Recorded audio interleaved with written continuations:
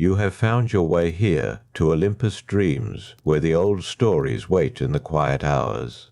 Settle into this one gently, the story of Circe, goddess and sorceress, which began long before the ships came to her shore. There are those who study the ancient records and find in them a peculiar silence surrounding Circe's earliest years. The texts that survive speak readily enough of her power and her island, of the men she changed and the gods who visited her shore. But the first chapters of her life, the childhood, the household of Helios, the mornings spent beside siblings who would grow into legends of their own, those pages have been worn thin by time. What remains must be read carefully and read sideways, through inference and the careful placing of scattered references side by side. What the older sources do agree upon is the parentage. Circe was born of Helios, the god of the sun, whose chariot crossed the sky each day in a sweep of fire and gold, and whose eyes, it was said, could see every action performed beneath the open sky. His sight was absolute. Nothing that happened in the light was hidden from him. He was not a god who wandered among mortals or meddled in the affairs of cities. He drove his circuit faithfully, watching, observing, carrying the day on his shoulders with the calm authority of one who has never needed to assert his power because the world has always simply acknowledged it. His palace stood at the eastern edge of the world, where the sun rose each morning from the waters of Oceanus. The ancient poets described it as a place of colonnades and polished bronze, of rooms that held the warmth of noon even in the deep hours of the night. Gardens grew there, fed by perpetual light, tended by the daughters of Helios, whose names have mostly dissolved into silence. Perse. Circe's mother was an Oceanid, one of the 3,000 daughters of the great Titans, Oceanus and Tethys, who embodied the rivers and springs and sea currents of the world. She brought to the palace of Helios something different from the dry solar clarity of her husband. She carried the depth and patience of deep water. The Oceanids were ancient even by divine standards, born from the earliest ordering of the cosmos, present before the Olympians had settled their quarrels over the sky and the sea. Perse would have known the long, slow turning of things. She would have understood that power is not always bright. From these two parents, Circe inherited a dual nature that scholars of a later era spent considerable effort trying to articulate. The tension in her divine inheritance was real enough. Solar clarity on one side, oceanic depth on the other. Radiance and mystery. The father who could see everything, the mother who came from waters where light does not reach.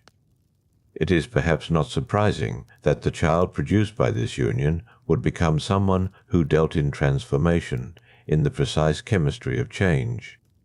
In the space where surface appearances give way to something else entirely, she had siblings.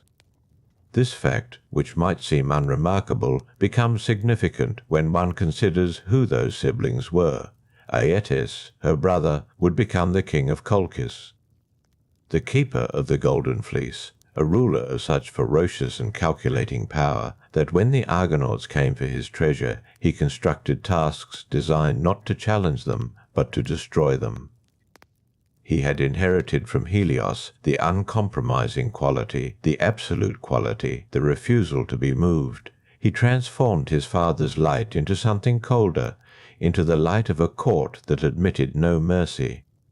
Pasiphae, her sister, would become the queen of Crete, the wife of Minos, and would be remembered largely for a fate that was not her choosing, but that nonetheless defined her in every text that survived.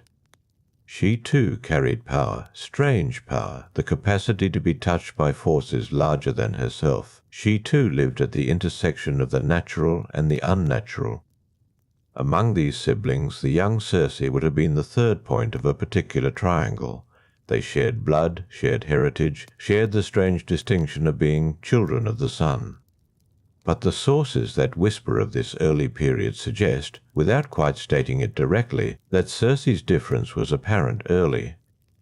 Her siblings were oriented outward, toward kingdoms and courts, and the management of other people's fates. Circe's attention moved inward and downward into the roots of things, into the properties of plants, into the quiet question of what substances could do to living forms. Whether this made her beloved among her family is a question the surviving sources do not quite answer.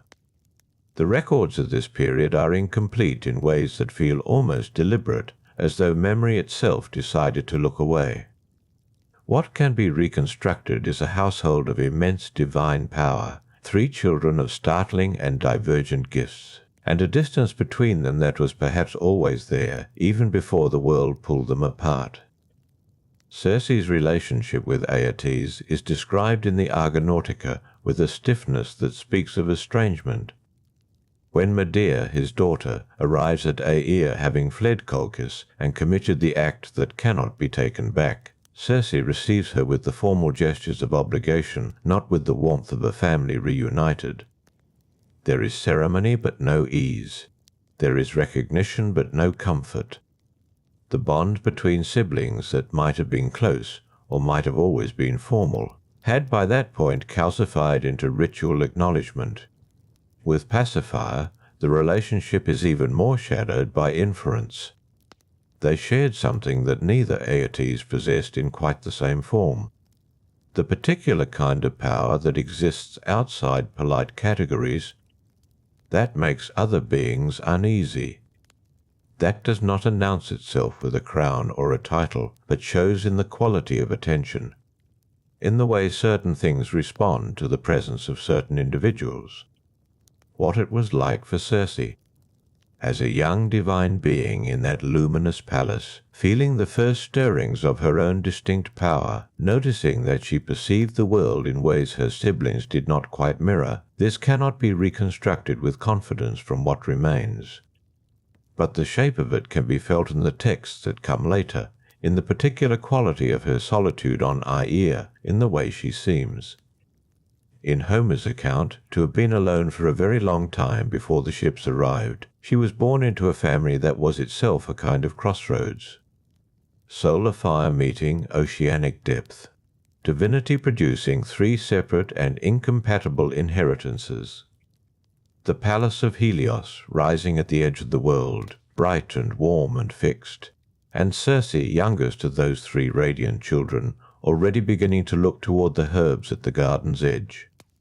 The ones with the dark roots and the pale flowers, the ones whose properties the other gods had not yet thought to name. The question of how Circe's power first revealed itself is one that the ancient sources approach cautiously, each from a slightly different angle, as though none felt entirely certain they were describing the same event.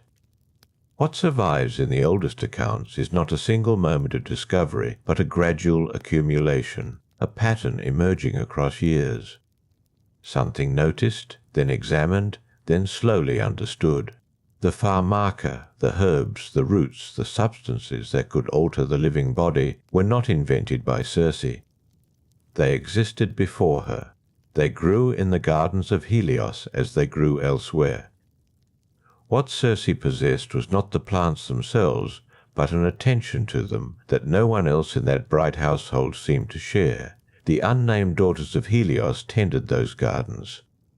They walked among the plantings in the perpetual light, performing their work with care but without curiosity. They saw what grew. Circe saw what properties grew alongside it. This distinction mattered enormously. The difference between a gardener and an alchemist is not always visible from the outside. Both may kneel in the same soil. Both may carry the same basket. But one is cataloguing and the other is asking questions the catalogue does not contain. The precise moment when Circe first used her knowledge, the first time she combined what she had learned, the first time she directed her understanding toward a living form, is nowhere explicitly recorded in the fragments that have survived the intervening millennia. A later commentator gestures toward an unnamed incident involving a member of Helios's court.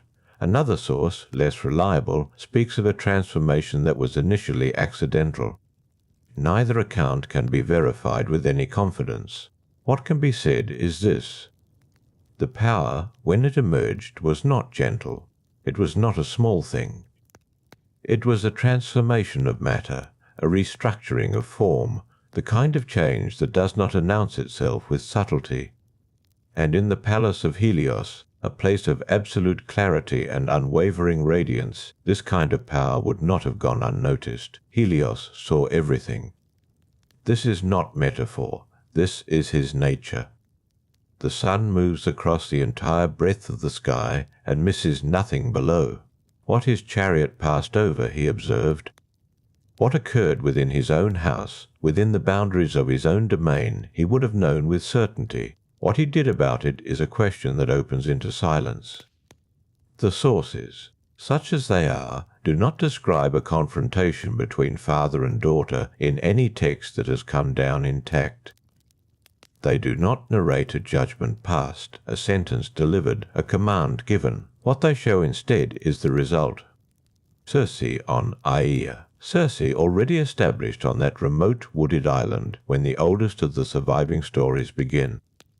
The distance already fixed between her and the palace of her birth. Whether she was sent or whether she chose to go is a distinction the ancient world may not have considered as meaningful as a later observer might.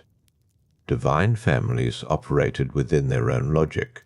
Power that did not fit the existing order either found a different house or was given one. Aeaea, wherever it was precisely located, the ancient geographers disagreed on this point with a persistence that itself suggests the island was understood to exist somewhat outside ordinary geography, was not a punishment in the way that Tartarus was punishment, or that Atlas's burden was punishment. It was more like a placement, a recognition that this particular being required a particular kind of space. The island was forested, dense with trees that the later descriptions suggest were old, deep-rooted, various. A stone hall at the island's centre, which ancient commentators describe as constructed with notable solidity. Not the provisional dwelling of an exile, but the permanent house of someone who intended to stay. A hearth. A great loom. A garden around the hall that was entirely unlike the gardens of Helios, darker, less ordered, populated with plants that preferred shade and moisture over the relentless brightness that had characterized Circe's childhood. And around the hall, when Odysseus's men first arrived, the lions and wolves. Homer mentions them with an almost deliberate casualness that has occupied scholars across many generations. The animals were tame. They moved around Circe's hall as dogs might move around a familiar household, with a quietness that the approaching sailors found more unsettling than aggression would have been. Tame lions are not reassuring. Tame wolves that do not bark suggest an order that does not follow recognizable rules. The scholarly consensus, developed across centuries of careful reading, holds that these animals were men, that they had come to Aeaea before Odysseus's crew, that they had approached Circe's hall in the way men approach what they perceive as an isolated woman in a remote place, and that she had responded with the tools available to her. This is where the conflict embedded in Circe's earliest years on Aeaea becomes most apparent to those who study it from a distance. She had arrived on the island with power and with knowledge, and with the long solitude that her departure from Helios's palace had begun. She had built her hall and established her garden. She had created, in the forested interior of that remote island, something that resembled the life she had always been moving toward, ordered on her own terms. Answerable to no court, no family, no divine hierarchy that required her gifts to be different from what they were. And then men came. And they came, according to every inference the surviving texts support, not in friendship. The ancient Mediterranean understood Aeaea as a place on the margins. A lone divine woman on a remote island was not, within the logic of that world, understood to be sovereign in the way that a god with a throne and a city was sovereign. She was, in the perception of sailors and wanderers, unprotected, available, a resource to be taken or a threat to be neutralized. What Circe did with that perception is documented carefully in Homer. She transformed them, she used her wand and her pharmaca, and she turned the shape of the threat into something that could be managed. something that walked on 4 legs instead of 2 and could be fed and kept and observed but could not threaten. The question of whether this was justice, revenge, self-preservation, or something else entirely is one the ancient sources leave deliberately open. Later writers lean toward different answers depending on their own preoccupations. What matters, for the purposes of reconstructing her life as it was actually lived, is that the pattern established itself on Aeaea in these early years and would hold. Men arrived. Something in the nature of their arrival, its intentions, its assumptions, encountered the full range of what Circe knew. The meeting produced consequences that could not be undone. The wolves lay in the afternoon shade beneath the trees. The lions moved slowly through the long grass near the hall's entrance. The herbs grew in their garden with their dark roots pressed into the island soil and their pale flowers turned toward whatever light filtered through the canopy above. And Circe, inside the stone hall, worked at her loom and sang. The song carried through the trees in a voice that later sources describe with consistency as beautiful and as difficult to locate precisely. Present everywhere on the island, and belonging specifically to nowhere within it. The song was still moving through the trees when he arrived. Glaucus came from the sea, as he always came from the sea, because the sea was what he was now. He had been a fisherman once, on a coast whose name the later sources do not agree upon. A mortal man who had found a particular herb growing on a cliff above the water and eaten of it without knowing what it would do. The transformation had taken him entirely. His legs had become a fish's tail. His skin had taken on the blue-green colour of deep water. His hair had grown long and streaked with the green of seaweed and the white of sea foam. He had become, in the words of Ovid's later account, something between a man and the thing a man becomes when the ocean decides it wants him. He rose from the water at Aeaea's shore and called her name. What records survive of this encounter are fragmentary. Ovid treats it with considerable narrative attention in the Metamorphoses, but Ovid was writing centuries after the events he describes, working from sources that were themselves centuries removed from whatever the original tradition held. The historian approaching this moment must hold it at a respectful distance. What can be reconstructed is the outline. The emotional interior of it must be inferred. Glaucus came to Circe because he needed what she knew. He was in love with a nymph named Scylla, who lived along the coast and swam in the bays and rock pools of the western sea. Scylla was beautiful in the way that nymphs are beautiful, completely, without effort, as a natural property of what she was. She had not been unkind to Glaucus exactly, but she had looked at his changed form and found it impossible to love. The fish's tail, the seaweed hair, the smell of deep water that followed him everywhere. She had retreated from him each time he approached. She had found reasons to be elsewhere. Glaucus had not accepted this. He came to Aeaea with a request that he believed was straightforward. Circe knew pharmaca. She knew what grew in the dark earth and what properties lived inside stems and roots and the pale flesh of certain flowers. He wanted a preparation that would make Scylla love him. Something mixed into the pool where she swam, something that would turn her reluctance into desire. The tame wolves watched from beneath the trees as he walked up from the shore. The lions near the hall's entrance raised their heads briefly and then lowered them again. Glaucus passed through them without apparent concern. He was himself a transformed being. Perhaps the animals recognized something in that. Circe heard his approach before she saw him. She set down her shuttle and rose from the loom. Later scholars have noted that Ovid's account of what happened next is almost certainly shaped by the literary conventions of Roman love elegy, the rejected lover, the rival, the jealous goddess, and should not be taken as a precise psychological document. But stripped of Ovid's particular flourishes, a transaction of some kind clearly occurred. Glaucus stood in her hall and stated his case. He spoke of Scylla's beauty. He described the many times she had refused him. He asked for help.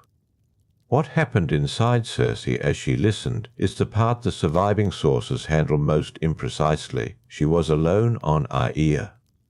She had been alone for a span of time that the ancient texts suggest was substantial. The hall was hers. The garden was hers. The island with its dense trees and its afternoon shadows was hers. She had shaped this place into something that suited her, and the shaping had required only herself. But she had come in the long quiet of those years to understand that the absence of intrusion was not the same as the presence of companionship. Glaucus was strange and blue-green and smelled of the open sea. He was, in some fundamental sense, a creature who had been changed against his will and had learned to become what the change had made him. There was in that something Circe recognized. She looked at him. He looked past her, or so Ovid implies. His eyes were already on Scylla's coast, on the rock pools where the nymphs swam, on a love that had not yet been granted and that he believed could be compelled. Circe told him that what he asked was not the appropriate use of what she knew. She spoke of Scylla's right to choose. She said, or is understood to have said in the tradition that followed, that she could offer him something he had not come seeking. Glaucus declined. He was direct about it. He said, in terms that the later accounts preserve with a consistency that suggests they reflect something real, that his love was for Scylla and that no other offer could replace it. He said this without cruelty. He said it as a man states a fact about himself. And then he turned and walked back down through the trees and into the sea and was gone. The wolves did not move. The afternoon light lay in long strips across the forest floor. Circe stood in the doorway of the stone hall and watched the water at the shore until there was nothing left to see. This is the moment that the surviving tradition preserves with the most care, not the transformation that followed, not the pharmaca poured into the pool where Scylla bathed, which came later, which is documented in Ovid with considerable and careful detail. The moment the tradition holds is this one. The doorway, the empty shore, the understanding arriving in full without softening. She was powerful. She understood the properties of every growing thing. She had built a life on this island that no court and no family could diminish. She had transformed men who came to threaten her, and she had made the island answer only to her voice. And none of that, none of the knowledge, none of the pharmaca, none of the ordered solitude had produced what Glaucus had carried so carelessly in his blue-green hands as he walked up from the sea. He had come with love, already given to someone else, and left without looking back. The song did not return immediately. Later that afternoon the loom was still. The garden grew its herbs in the usual quiet. The wolves shifted in the shade. A lion moved through the long grass, slow and silent, its great head low. What Circe felt is not a matter the ancient sources troubled themselves to record precisely. Scholars reading backward from the events that followed have inferred grief. Others have inferred something harder. The recognition of a boundary she had not previously known was there. The island had always been large enough for what she required of it. After Glaucus walked back into the sea, it may have seemed, for the first time, finite. She went back inside the hall. The hearth was burning. The shuttle lay where she had set it. The herbs she had gathered that morning were laid in careful rows near the work table, their pale roots upward. Their stems still carrying the morning's moisture, she sat down at the loom again. The thread passed through her fingers in the old rhythm. The pattern grew slowly across the frame. Outside, the wolves breathed in the afternoon shade, and the lions moved their slow circuit of the hall's entrance, and the trees stood as they had always stood, deep-rooted, dense, keeping the light in those long, filtered strips that moved across the floor as the sun dropped toward the western water. The song, when it came again, was the same song as before. The later sources do not record that any change was audible in it. They only record that it was present, moving through the trees, beautiful and sourceless, filling every part of the island without belonging entirely to any of them. The night that followed was unremarkable, by the account of the island itself. The hearth burned through its usual hours. The wolves settled from their shifting into something deeper and stiller, their breathing slow and audible through the open doorway. The stars moved in their arcs above the tree canopy, indifferent and precise. No source that has survived makes note of any disturbance on Aeaea in the days immediately following Glaucus's departure. The island continued. Circe continued within it. This is, in itself, a kind of evidence. It suggests that whatever she carried in the nights after his visit, she carried quietly. The ancient accounts agree, with unusual consistency, that what followed the Glaucus episode was not immediate.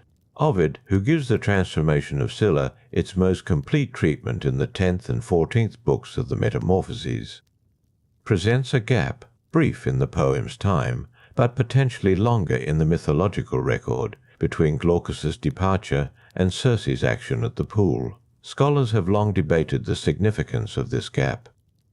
Some read it as a structural convenience, a narrative breath before consequence. Others have argued, with more care, that it reflects something about how such decisions actually form in a mind like Circe's. Not in heat, not in the immediate flood of rejection. Slowly, and in the dark, and over time. What she did with those days, the sources do not say.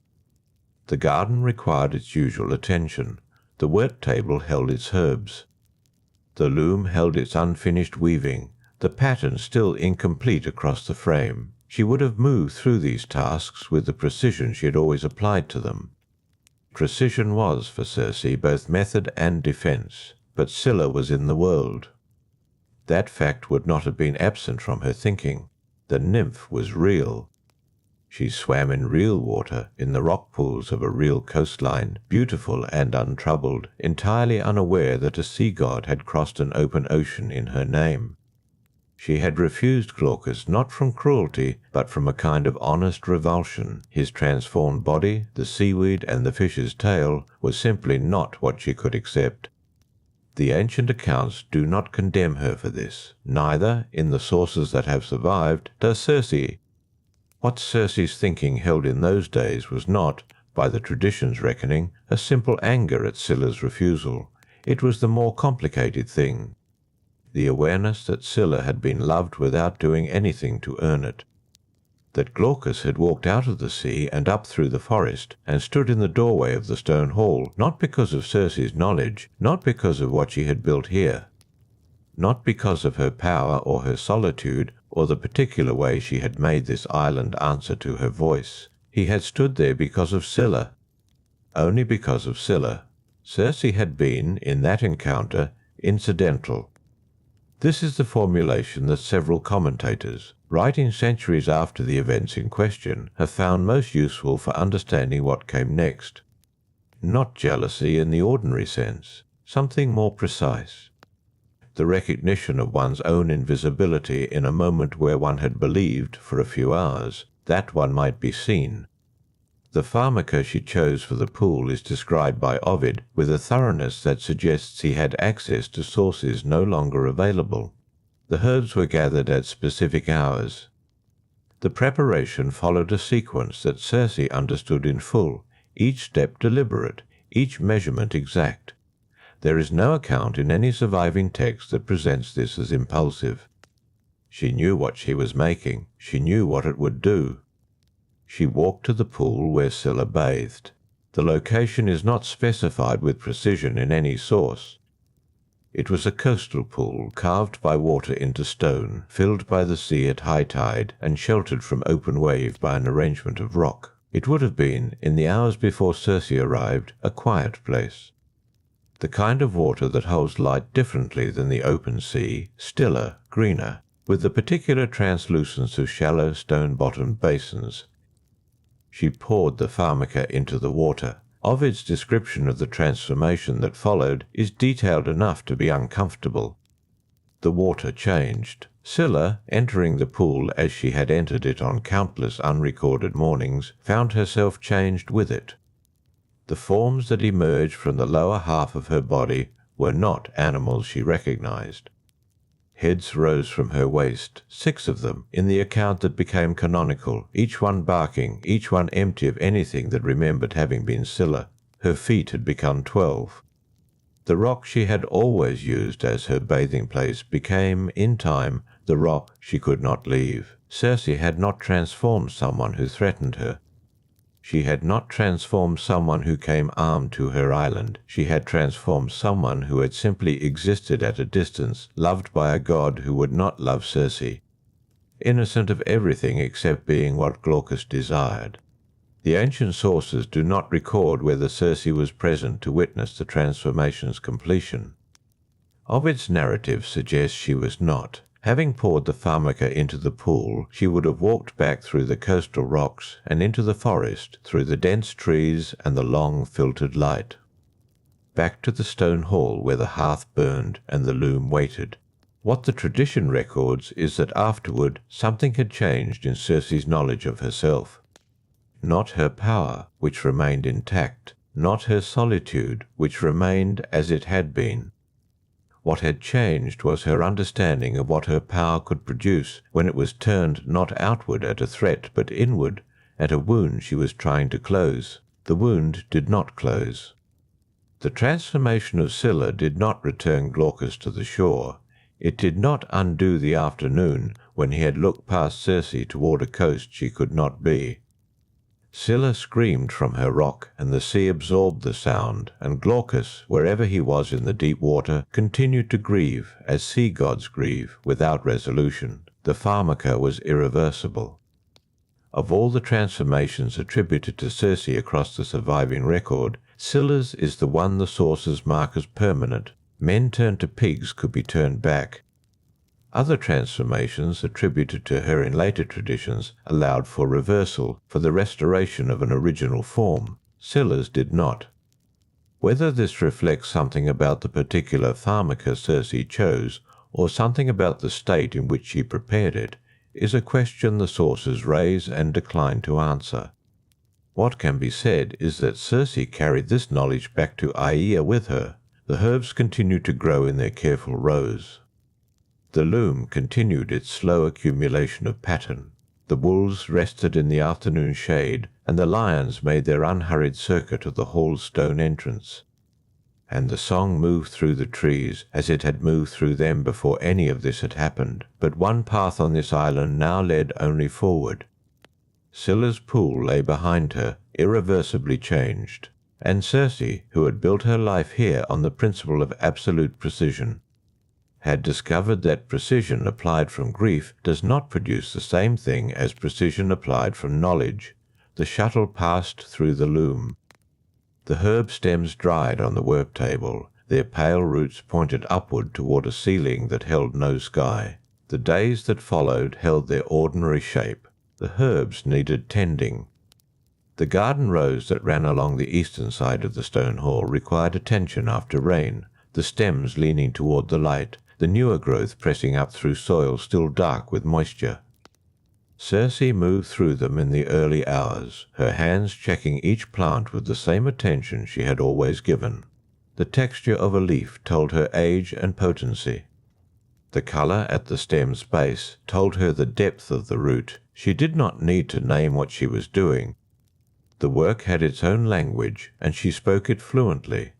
Aeaea, in these hours, was entirely itself. Homer's description of the island, preserved across centuries of transmission, offers details that appear more careful than poetic. Smoke rising above the trees, visible from the sea. The hall of polished stone, set within a forest deep enough to absorb sound. The animals circling. The song. These are not incidental elements. They describe a world that had been assembled with considerable deliberateness, and they describe it as functioning. Ongoing, unchanged by whatever had passed within it. The wolves were there each morning in the same positions. 2 of them lay near the hall's wide entrance, their breathing slow and audible in the quiet before the wind came up from the coast. They were not wild in the ordinary sense. They had been changed, and they had been settled, and they had made of Circe's hall something like a fixed point in their existence. They watched her pass without rising. One of them lowered its head back to its forepaws as she walked by, tracking her with its eyes until she moved out of sight around the garden's edge. The lions arrived later in the morning. They circled the hall as they had always circled it, moving with that particular unhurried weight that large animals carry. They did not enter. The threshold seemed to satisfy them as a boundary. They were company of a kind. Presence without demand. What the sources describe here is a domesticity that had no precedent in the tradition Circe came from. Her father Helios moved through the sky in his chariot, daily, necessary, without remainder. Her brother Aeaea ruled in Colchis with an authority that required constant performance. Her sister Pacifier was bound to a palace and a story too large for any one life to contain. None of them had made what Circe had made, a place that was simply hers, shaped to no purpose except the continuation of her own work and knowledge. The loom stood inside the hall, near enough to the hearth to catch the warmth in the cooler hours. The pattern on it had accumulated slowly. Circe worked at it in the evenings, after the light outside had dropped to the low gold of late afternoon, and then to the softer grey that preceded dark. The shuttle moved through the warp threads with a sound that scholars of later centuries would have recognized from their own workshops, that same dry percussive note, that same rhythm. A pulse with pauses, a pause with pulse, she sang as she worked. Homer preserves this detail with unusual specificity. The song is not named. Its words are not recorded. It moved through the hall and out through the open door and into the trees, and the animals outside received it as they received all sound from the hall, as part of the island's texture. She had been singing before Glaucus came. She had been singing after. The song did not change for having been interrupted by something that did not resolve. This is, perhaps, the detail most worth noting. She did not stop the song.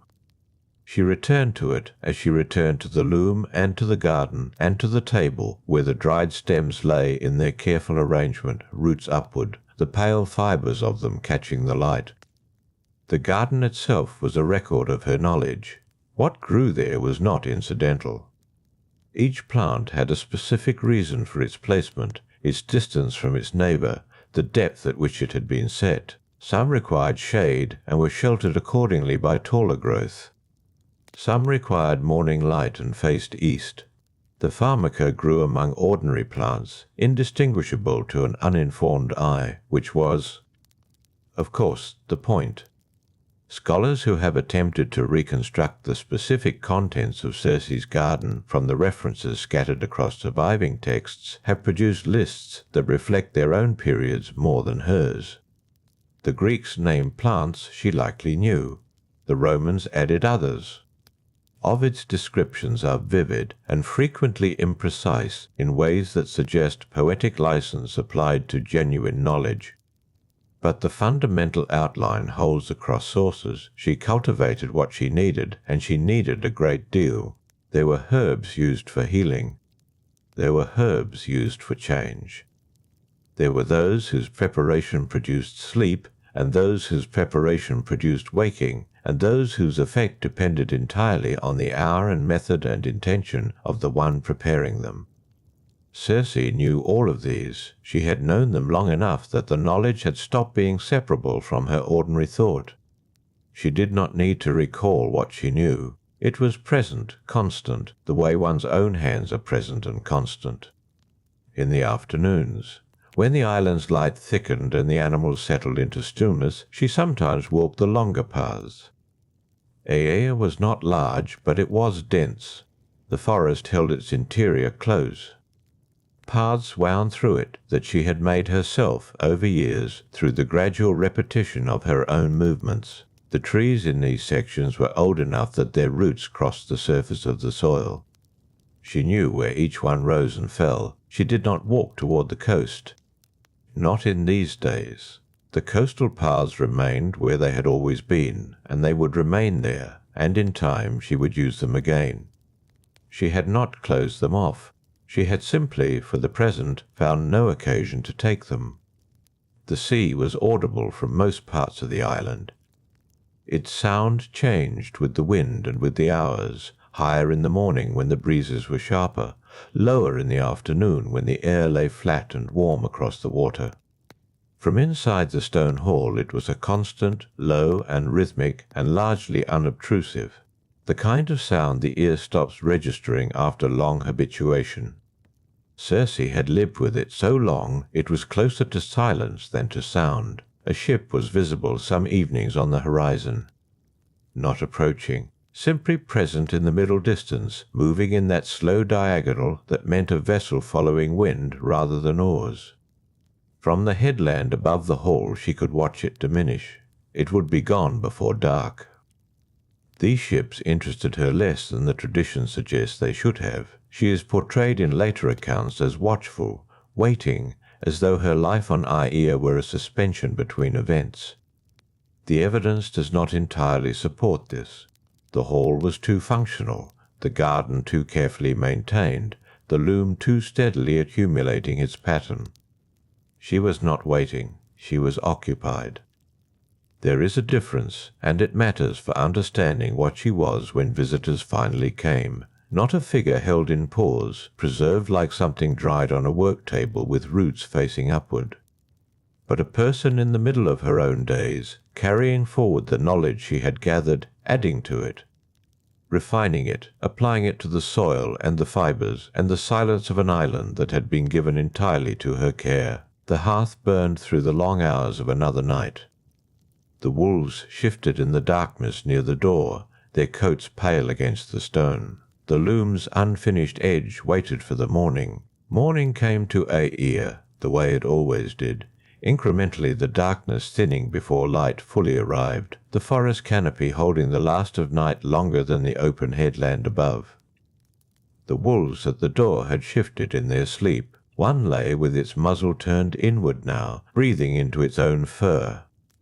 The other had not moved. Circe was already at the eastern rose when the first clear light reached the garden. It is here that the sources converge on something they rarely do, a specific morning, a specific disruption. Homer provides the bones of it. Later commentators add details of uncertain provenance. But the central facts hold across all surviving accounts, and their consistency suggests they descend from something old. Something that resisted embellishment not because it was unremarkable, but because what happened required no ornamentation. Men came out of the forest. The accounts differ on how many there were. Homer's number is given specifically, but later traditions vary, as traditions do when the event they describe carries enough weight to accumulate alternative versions. What the sources agree upon is the manner of their arrival, cautious, already half afraid, drawn not by certainty, but by the only visible thing in an island that had offered them nothing else: smoke. Rising from Circe's hearth in a thin pale thread above the trees, Eurylochus was among them. He appears in the records as a man whose instincts ran toward caution, not cowardice. The sources are careful to distinguish this, but a practical understanding that the unknown was worth approaching slowly. It was Eurylochus who paused, who remained at the forest's edge, who did not enter. The others went forward. What they would have seen, crossing from the dense shade of the tree line into the cleared space around the stone hall, was the animals first, the wolves near the entrance, large and pale, who did not behave as wolves were understood to behave, who did not snarl or retreat, but lifted their heads with an equanimity that belonged to something other than ordinary predation. The lions circling at their unhurried pace, tracing a path around the hall's perimeter that had been traced so many times it was nearly visible in the pressed grass. These animals were a warning that was not recognized as one. This is, perhaps, the most instructive detail available to us about what followed. The tamed quality of the beasts was read as reassurance rather than as evidence of something already having been done to them. The door of the hall was open. It generally was in daylight. The sound of Circe's voice came through it, that low ongoing song whose words no source has preserved. She had been at the loom that morning, the shuttle moving in its dry rhythm, and she was singing as she worked, and the sound preceded any sight of her. She heard them at the threshold before she turned. The hall's acoustics were such that footsteps on the stone reached the interior clearly. She did not stop the shuttle at once. One more pass of the thread, the sources suggest, before she rose and turned and found them assembled inside her door. What happened next is told plainly in the oldest accounts. She offered them food and drink. She moved with the ease of a host who had no reason to be otherwise, and the men who had come out of the forest into her hall hungry, tired, disoriented by days of sailing, sat and received what she set before them. The food was there, the wine was there. It was not nothing to be welcomed into warmth and given a meal. The drugged cup is described in Homer with the same matter-of-fact precision with which he describes everything. Cheese and barley and pale honey mixed with Pramnian wine, and into it the pharmaca, the compounds whose preparation Circe knew with the same thoroughness with which she knew every other thing she knew. The sources do not record hesitation on her part. They do not describe deliberation or remorse. She prepared what she prepared, and she served it, and the men drank.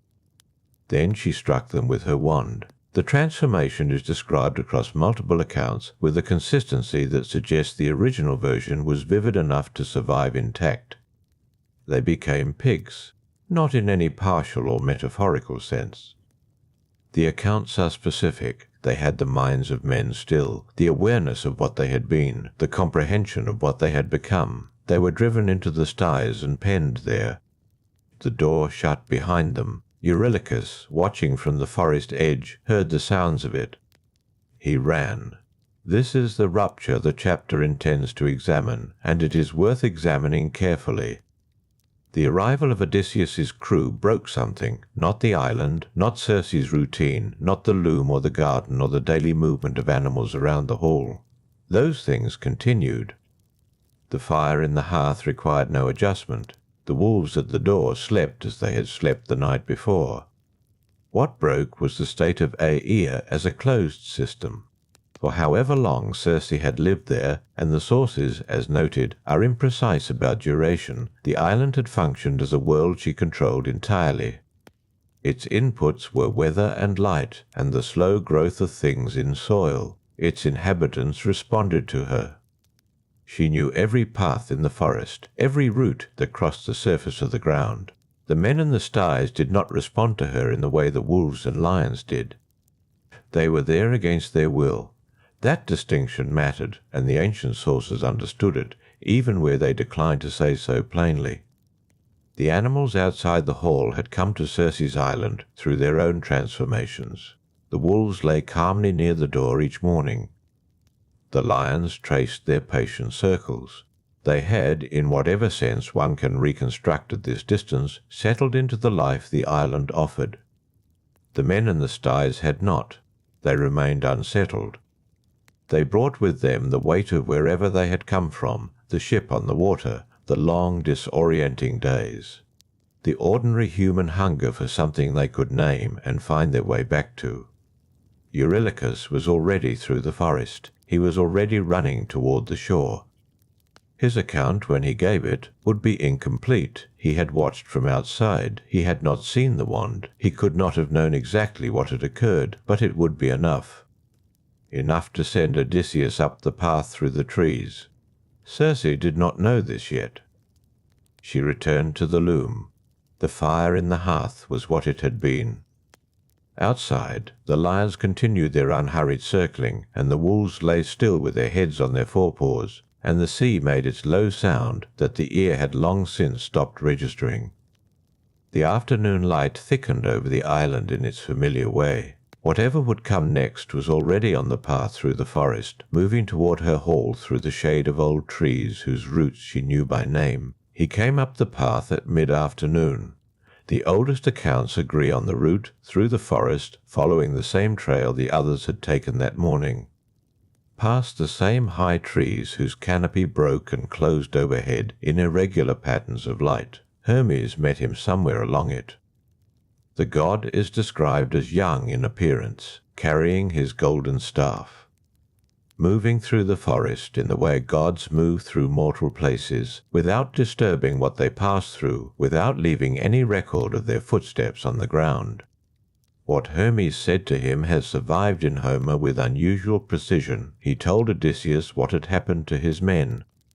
He told him what Circe would do, and then he offered something more concrete than a warning.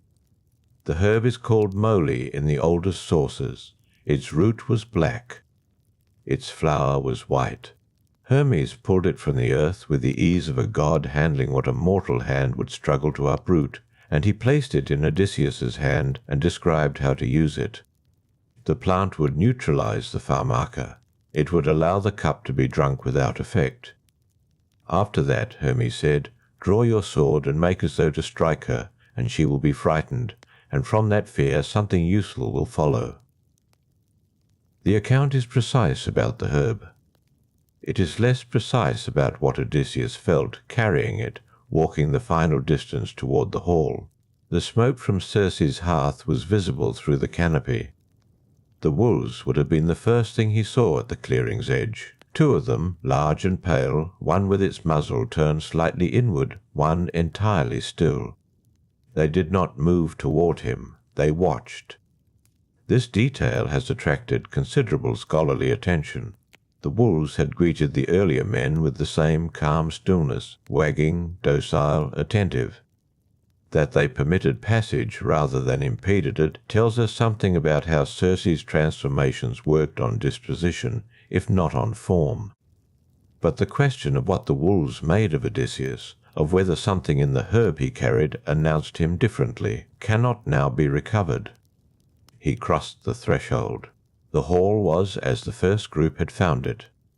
The loom stood where it stood. The fire held its position in the hearth. The low song, that wordless, source, unpreserved register, was in the air still, though Circe had not returned to the loom after penning the men in the steeds. She was at the far end of the hall when he entered. The light through the open door caught the back of her first. She turned with the same ease she had shown the others. She prepared what she prepared. She moved with the practiced hospitality of one who had played this particular role before, the welcome, the table set, the cup carried across the stone floor in steady hands. The pharmaca went in as it had gone in the previous cup. The food was there. The wine was there. Odysseus drank. The moment is described in Homer with a stillness that the subsequent action contrasts sharply against. He drank, and nothing happened. He sat there, the cup in his hand, and the compounds Circe had measured with such thoroughness did precisely nothing to him. The moly held. Circe struck him with the wand. Nothing happened. The sources record her words at this point, and they are worth considering in full, not for their rhetorical content, but for what they reveal about her expectation. She told him to go to the sty and lie with the other pigs. This is what she expected. This is what she had seen before, the cup drained, the wand raised, the collapse of the man into something other. She had no reason to anticipate anything different. The island had been a closed system, as noted. Her power within it had met no resistance that she had not chosen to allow.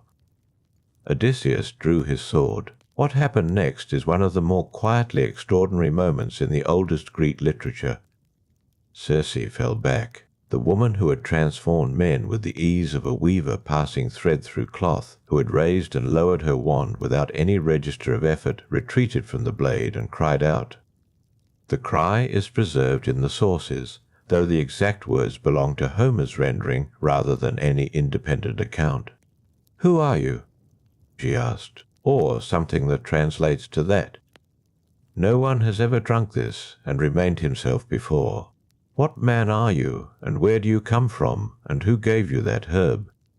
The questions are not rhetorical, they are genuine. She was looking at something she had not encountered, and the mind that had catalogued every root and compound on the island was now attempting to place the man in front of her in any existing category. He could not be placed in any existing category. He was Odysseus, which meant he was precisely the kind of mortal who arrived in mythological narratives carrying a god's gift and a sword, the kind whose resistance to transformation would be explained later as special dispensation. Extraordinary cunning, the hand of Athena guiding him through every corridor of danger. At this distance, one cannot recover what Circe thought she was looking at. But the accounts suggest she understood quickly that she was not looking at an ordinary man. She fell to her knees, some versions say. Others say she took his hand. Either way, the posture of power reversed entirely in the space of a few seconds. He held the sword. She asked for terms. The oath she swore is described in detail. It was the great oath, the binding one, sworn by the gods themselves as guarantee. She swore she would work no more harm against him, that she would not make him weak, that she would not take from him what he was. The oath bound her. Ancient sources understood oaths sworn on the gods as absolute constraints, not social conventions. She was constrained. He sheathed the sword. What followed was not what either of them had anticipated that morning. The hall was still the hall. The fire still burned. The loom stood against the wall with the day's weaving half finished in the shuttle. But the arrangement of power within the hall had reorganized itself around an unexpected axis, and Circe, for the first time in however long she had lived on Aeaea, was not the single organizing intelligence of the space. She prepared the table again, this time without pharmaca. This time with the measured deliberateness of someone fulfilling an obligation rather than executing a familiar routine. The men in the sties were still there, their minds still present in their altered bodies, still knowing what they were and what they had been. That too would require resolution. But it would not require resolution yet. The afternoon light continued to move across the hall floor in its slow diagonal. The wolves outside had not shifted from their positions near the door. The lions continued their unhurried loops around the hall's perimeter. The sea maintained its low register at the edge of hearing. Circe sat across from Odysseus. She, who had been unresisted for so long, looked at the man who had resisted her, and what the sources cannot recover from this distance is what she found in that looking. Whether it was recognition of something like an equal, whether it was the particular attention of an intelligence that has spent years cataloguing the world and has found an uncatalogued thing, whether it was simply the beginning of what would become a year of unexpected proximity between two people, one mortal, one divine, on a forested island where no one else had remained himself. The fire held its temperature in the hearth. Outside, the light shifted its angle across the clearing, settling into the long gold of late afternoon, and the island held its breath around them both, in the ordinary manner it had always held it, without drama, without announcement, without any particular interest in what its two most unexpected inhabitants might make of the hours that remained. The herb Hermes carried up from the earth to press into Odysseus's palm was not, the ancient sources agree, a common thing. Its root was black. Its flower was white. The contrast was noted carefully by Homer, as though the detail mattered. And it does matter, though the reasons have required considerable unpacking across the centuries that followed. Scholars working at this distance cannot say with certainty where Molly grew before that morning. The forest of Aeaea was described as dense, the canopy high and irregular, the light coming through it in pieces rather than whole. There would have been roots there of many kinds. Circe had spent years cataloguing them. That she had not catalogued Molly is the interesting question. Or perhaps she had. Perhaps it grew somewhere on the island's far margins, in the place where the trees thinned and gave way to the sea cliffs. And she had noted it, and not found reason to use it, the way a scholar keeps a text on a high shelf without occasion to open it. The sources do not say. What the sources preserve, instead, is the detail of its appearance, and the detail of what it could do, and the observation that for mortals the digging of it was difficult, while gods pulled it from the earth without effort. That asymmetry is worth sitting with. Circe's own pharmaca came, the ancient accounts suggest, from a different lineage than whatever sacred property resided in Molly. Perse, her mother, was an Oceanid, one of the daughters of Oceanus and Tethys, the great encircling river that older cosmologies placed at the boundary of the known world. Perse carried with her the knowledge of deep waters, the things that grew at the margins of light, the herbs whose roots went down into the cold dark where the sun's warmth did not reach. Helios, her father, carried the other half of it, the solar fire, the burning clarity that saw everything from above. Each morning he drove his chariot across the vault of the sky and looked down on the whole of the world. Nothing was hidden from him. His knowledge was not the scholar's knowledge, accumulated slowly from close study, but the overhead knowledge of pure illumination, everything visible at once. Circe had inherited from both, though in what proportions no ancient source could say. What is preserved is the practice. The herbs she gathered at the margins of Aeaea in the early mornings, before the clearing light reached the forest floor in its full diagonal. The grinding of roots into preparations whose properties she had learned through long trial, the slow additions to wine, the pharmaca that did not destroy the self so much as pull it sideways, leaving the mind present inside the changed body, she had known. In some early period of that work, what it was to find a preparation that did not behave as expected, to add it to the compound and discover that the outcome was different from the outcome she had intended. To stand in the hall alone and consider what the compound had revealed that she had not known before. Her knowledge, in other words, had been built from failure as much as from inheritance. This is perhaps not how one imagines the daughter of Helios working, but the sources, read carefully, describe someone who learned by doing, who kept the island as a closed system, partly because the island was her laboratory. The men who arrived and were transformed, they too were data of a kind. Not merely victims, though they were that, also evidence. The pharmaca tested against fresh subjects, the wand raised and the compound acting as predicted. Until Odysseus. The chapter now bends backward from that afternoon's stillness. Circe at the table across from the man who had drained the cup and not become other. Circe, whose hand, some versions suggest, was not entirely steady when she prepared the second meal. The one without pharmaca. What she was remembering in those quiet moments cannot be recovered. But the shape of the thing can be gestured at. She had been, before Aeaea, a different kind of figure. Before the island, before the hall, before the loom and the hearth, and the wolves resting by the door, she had been among her family. Aeetes, in his bright distant kingdom, already formidable, already building the particular power that would later make him one of the great difficult kings of myth. Pacifier, in Crete, the wife of Minos, moving through a fate that would bind her to the unnatural, both of them radiant with Helios's inheritance in ways that were visible, legible to those around them. Circe's inheritance had been legible in a different register. She had found the roots early, had found that certain preparations changed the nature of things, that the boundary between one form and another was not fixed the way most assumed it was fixed, that with the right compound, the right tool, the right pressure applied at the right moment, forms could move.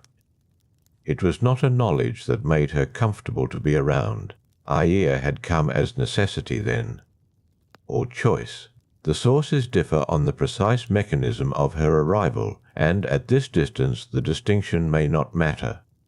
She arrived. She built or found the hall. She learned the island root by root, compound by compound, over years whose number the accounts do not preserve. And in all that time the pharmaca had worked. Every cup she prepared had done what cups she prepared did. The wand had met no resistance. The island had been closed in the way she required it to be closed. Molly was, then, not merely an herb. It was the single exception to a system she had spent years perfecting, a gift passed from a god's hand to a mortal's, and the mortal had walked through her door carrying it unknowingly pressed to his side. neutralizing the thing she knew best, the gods who could pull it from the earth without effort. She could not. This too is worth noting. Circe was divine, yes. Hesiod called her Thea without hesitation, and the ancient world did not use that word carelessly. But her divinity was of a particular kind, rooted in the island, built from patient accumulation, not the overhead light of her father's chariot moving across the whole sky at once. Something closer, more earthly, more dependent on proximity and preparation. Mowgli belonged to a different order of divinity than the one she practiced. And now, across the hearth's steady warmth, sat the mortal man who had held that order in his palm and walked through her door with it. The afternoon light moved in its long gold across the hall's stone floor. The shuttle hung still in the loom's half-finished weave. Outside, a wolf shifted its weight near the door. The lions continued their slow circuit. The sea, as it had all day, held its low note at the furthest edge of hearing, constant and untroubled by what the island's interior was quietly making of the hours. Odysseus spoke first. This much the sources agree on. The exact words differ across the traditions.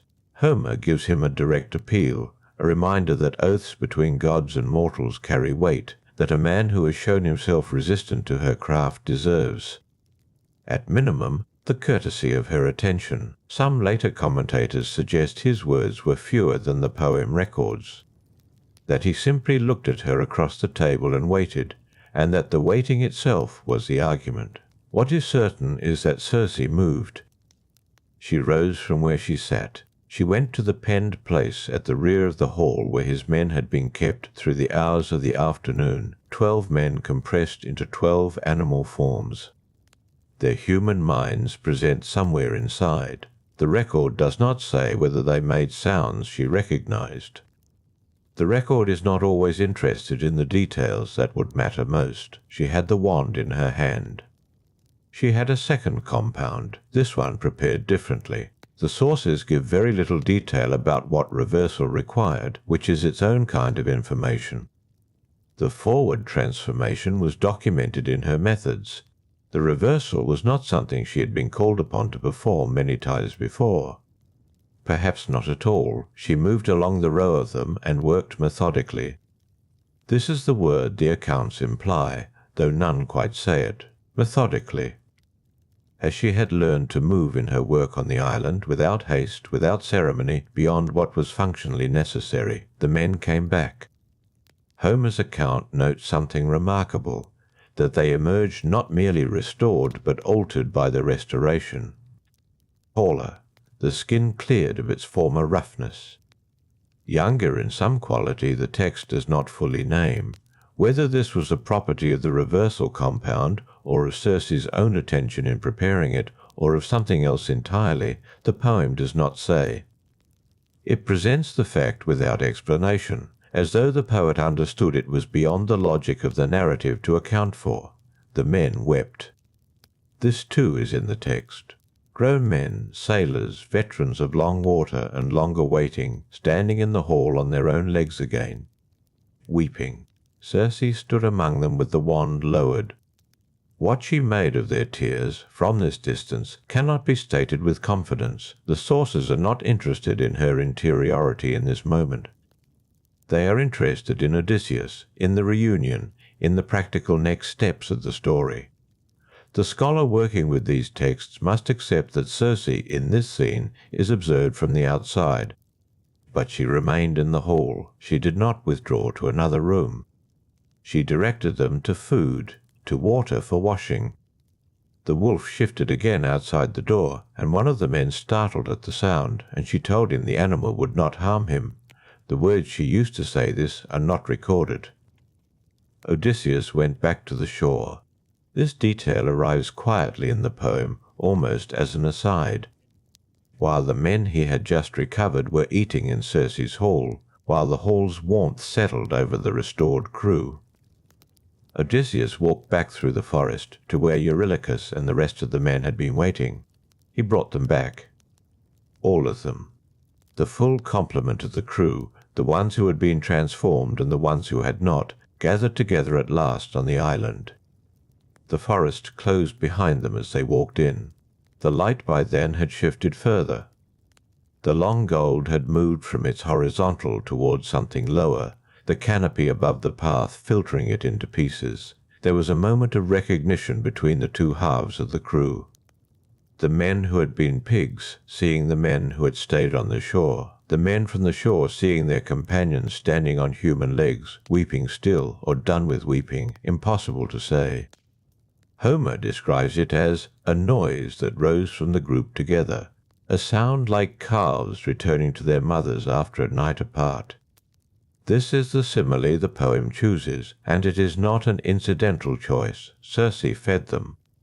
This is stated plainly. She set out food and wine without pharmaca in either, and the crew of Odysseus ate in the hall that had held them as animals.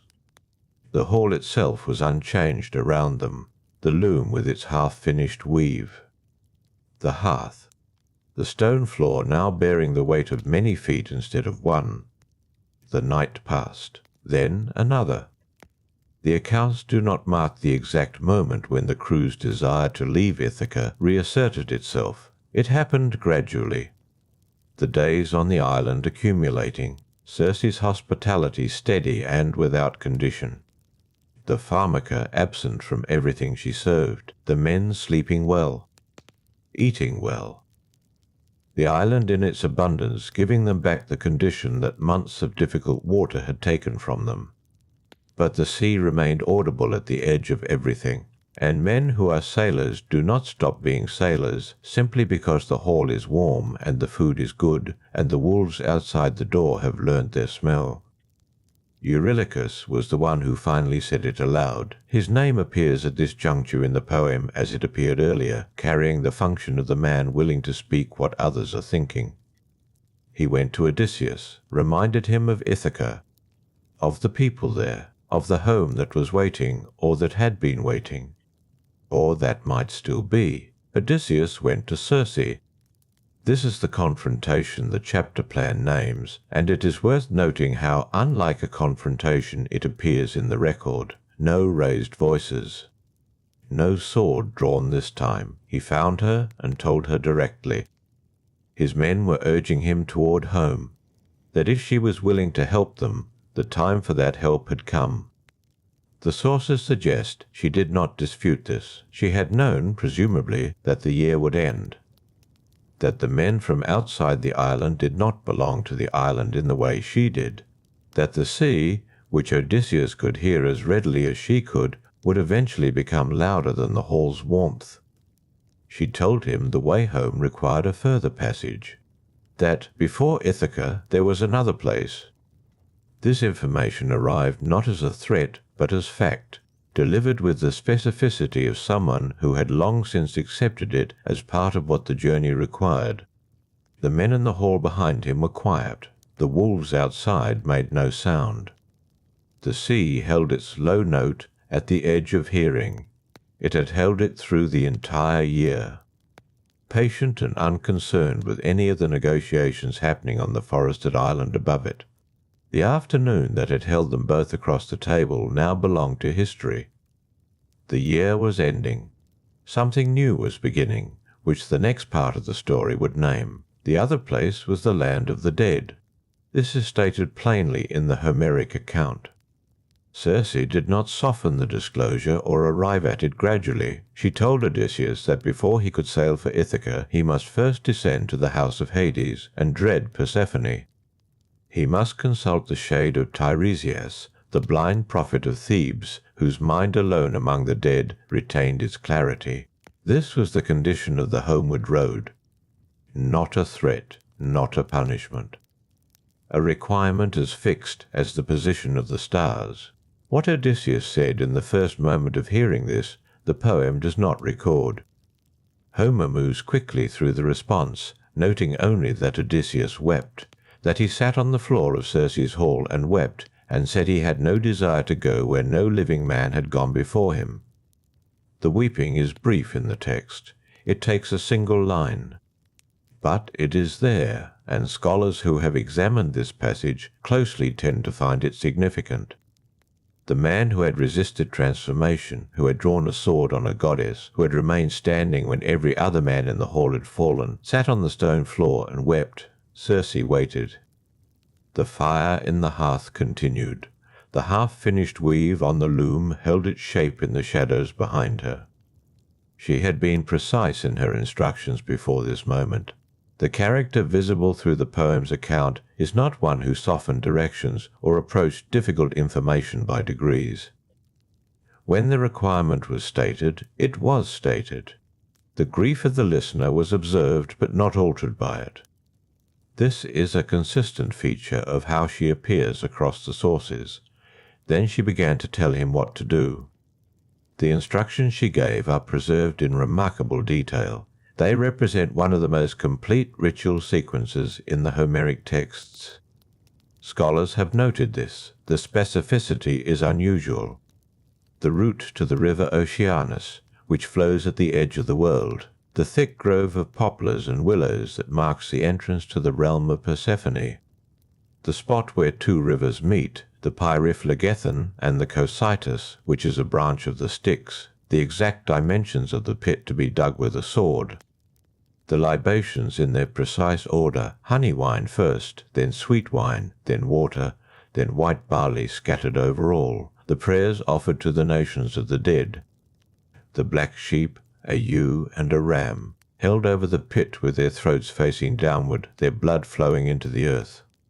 She told him all of this. She told him that the shades of the dead would come to the blood, that they would be drawn to it, that he must not let them drink before Tiresias came, that he must keep them back with his drawn sword, waiting, that Tiresias, when he drank, would tell him his road home. This moment is the pivot on which a significant portion of the Odyssey turns. The scholar reconstructing these events from a distance cannot fail to notice the weight of it. Circe, who had held the crew as animals, who had resisted and then sworn her great oath, who had fed the crew of Ithaca for a full year without pharmaca in anything she served, was now providing the exact instructions that would eventually lead Odysseus out of her hall, across the water, and home. She was equipping him to leave. The instructions were a gift, an act requiring considerable knowledge, not only of ritual procedure, but of geography that the living rarely accessed. The route to Oceanus was not a route any mortal navigator had sailed by ordinary means. The knowledge of where to dig, what to pour, how to hold the dead back, this was information that had no equivalent in any handbook of seamanship. It belonged to a different category of knowledge entirely, the kind that persists in sources close to Hesiod's Aeaea, the goddess her own right, not merely the sorceress of the western island. Where she came by this knowledge, the sources do not address directly. One may speculate. Her father was Helios, who saw everything the sun touched each day, whose chariot passed above both the living world and the places at its edges.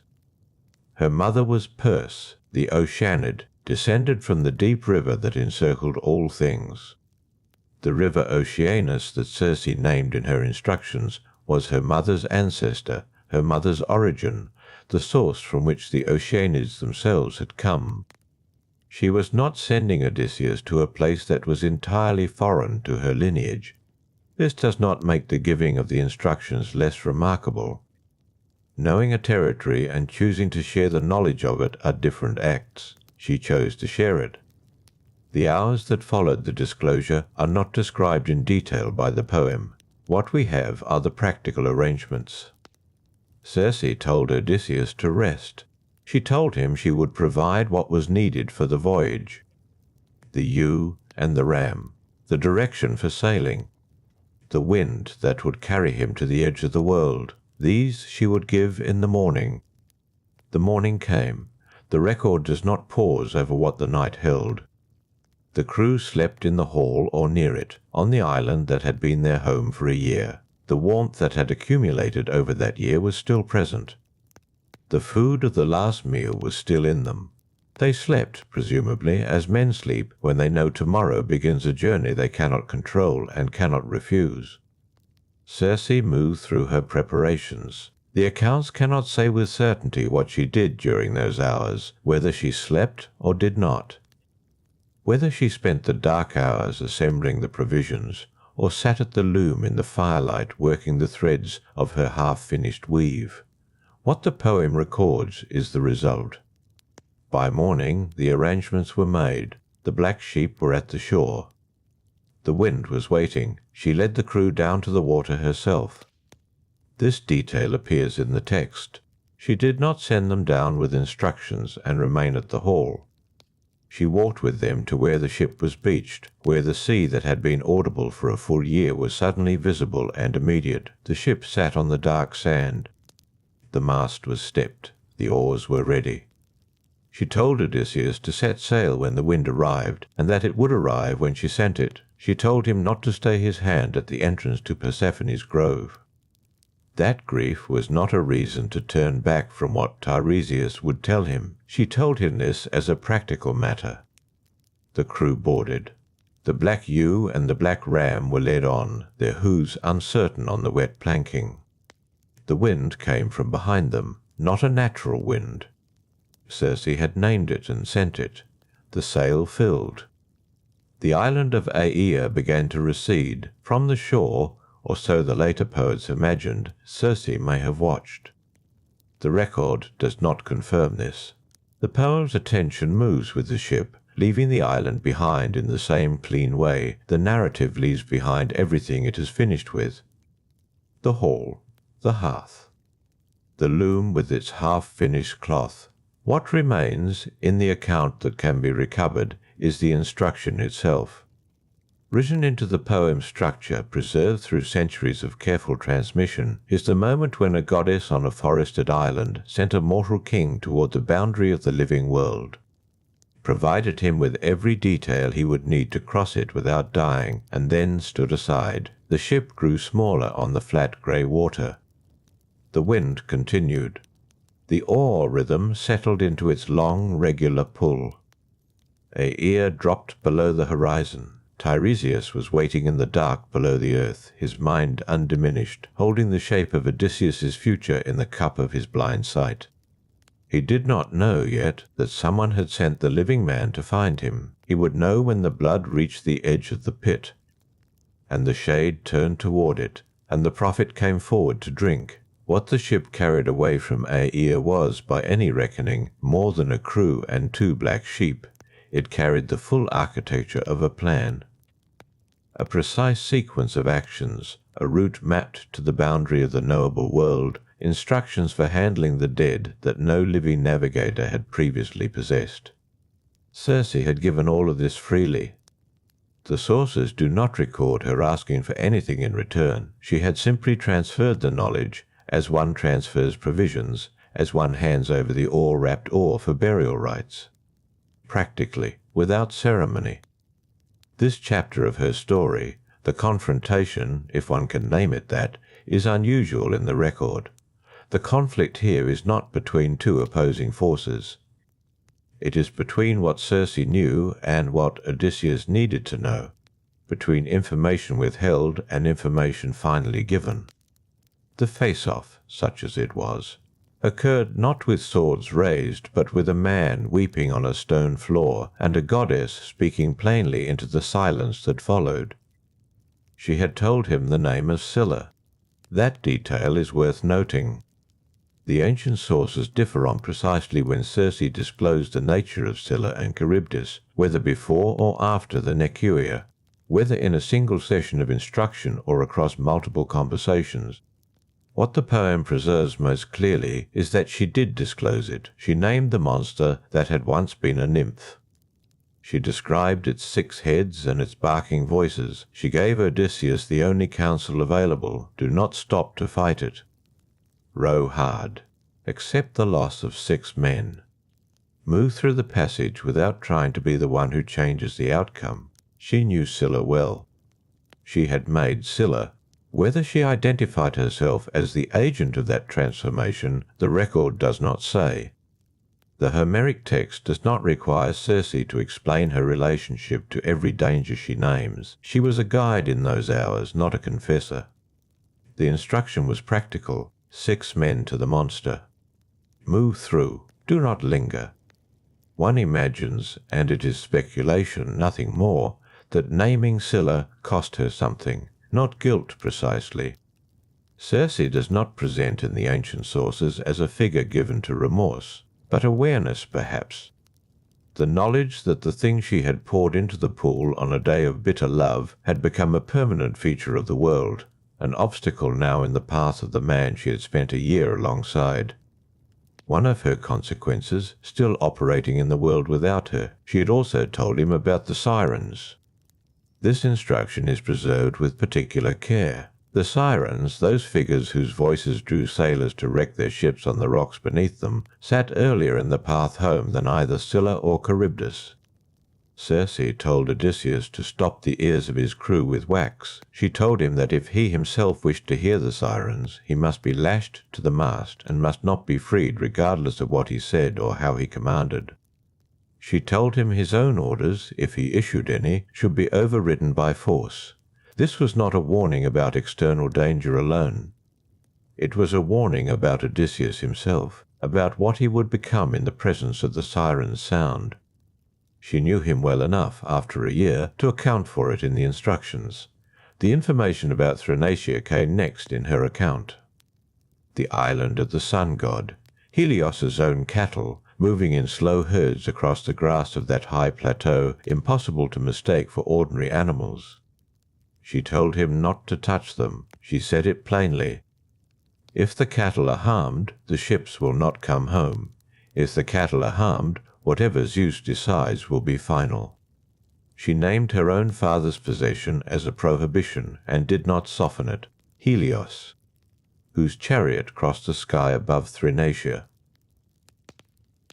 whose cattle grazed there undisturbed year after year, tended by Helios's daughters Phaethusa and Lampetia, Circe's half-sisters by some accounts, the daughters of the same father, tending his herds on an island they could not leave, reporting any harm to their father through whatever means divine daughters have of reaching a god in motion across the sky. She was, in those instructions, navigating Odysseus through a world densely populated by her own relatives, the sirens.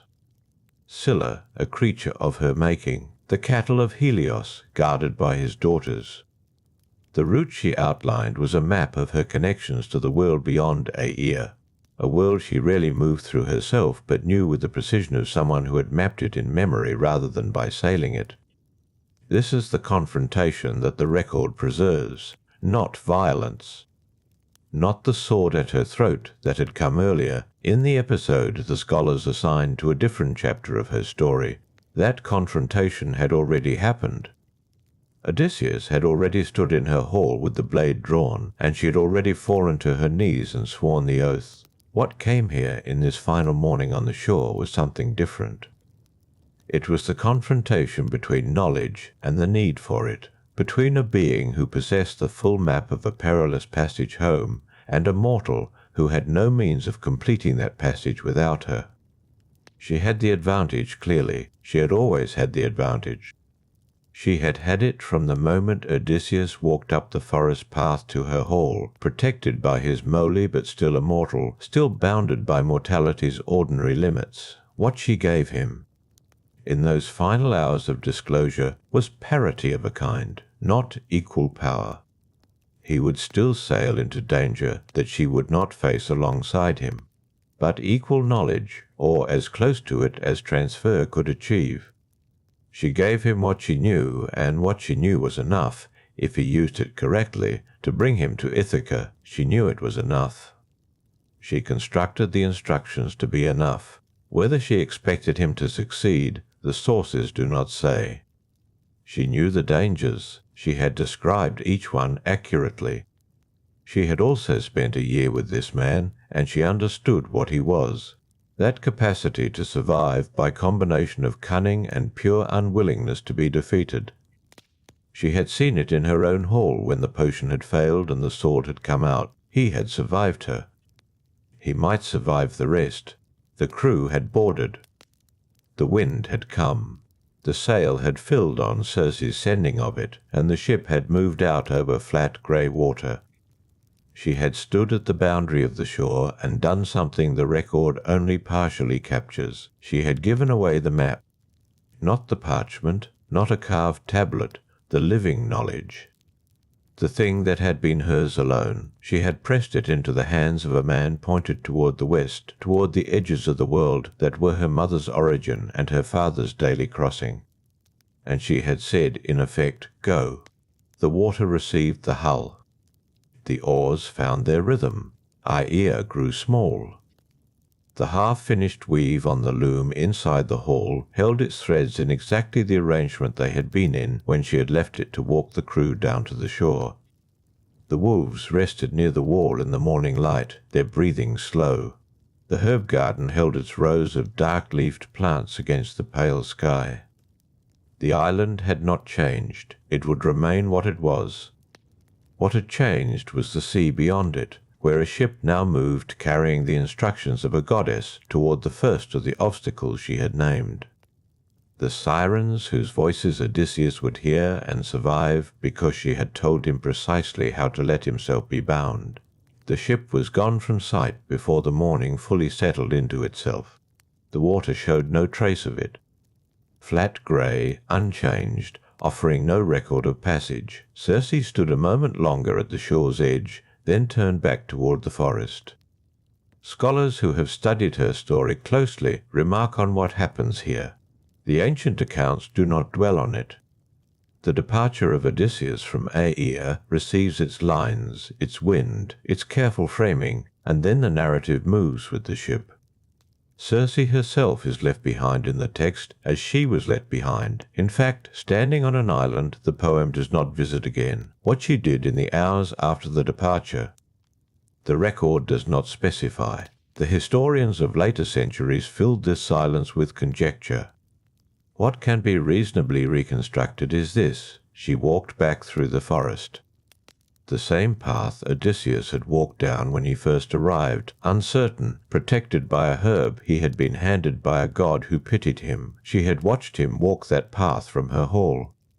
She had sensed his approach through whatever means a daughter of Helios senses such things, and now she walked it in the other direction, back toward the stone hall, toward the loom and the wolves and the garden rose, toward the resumed order of Aeaea.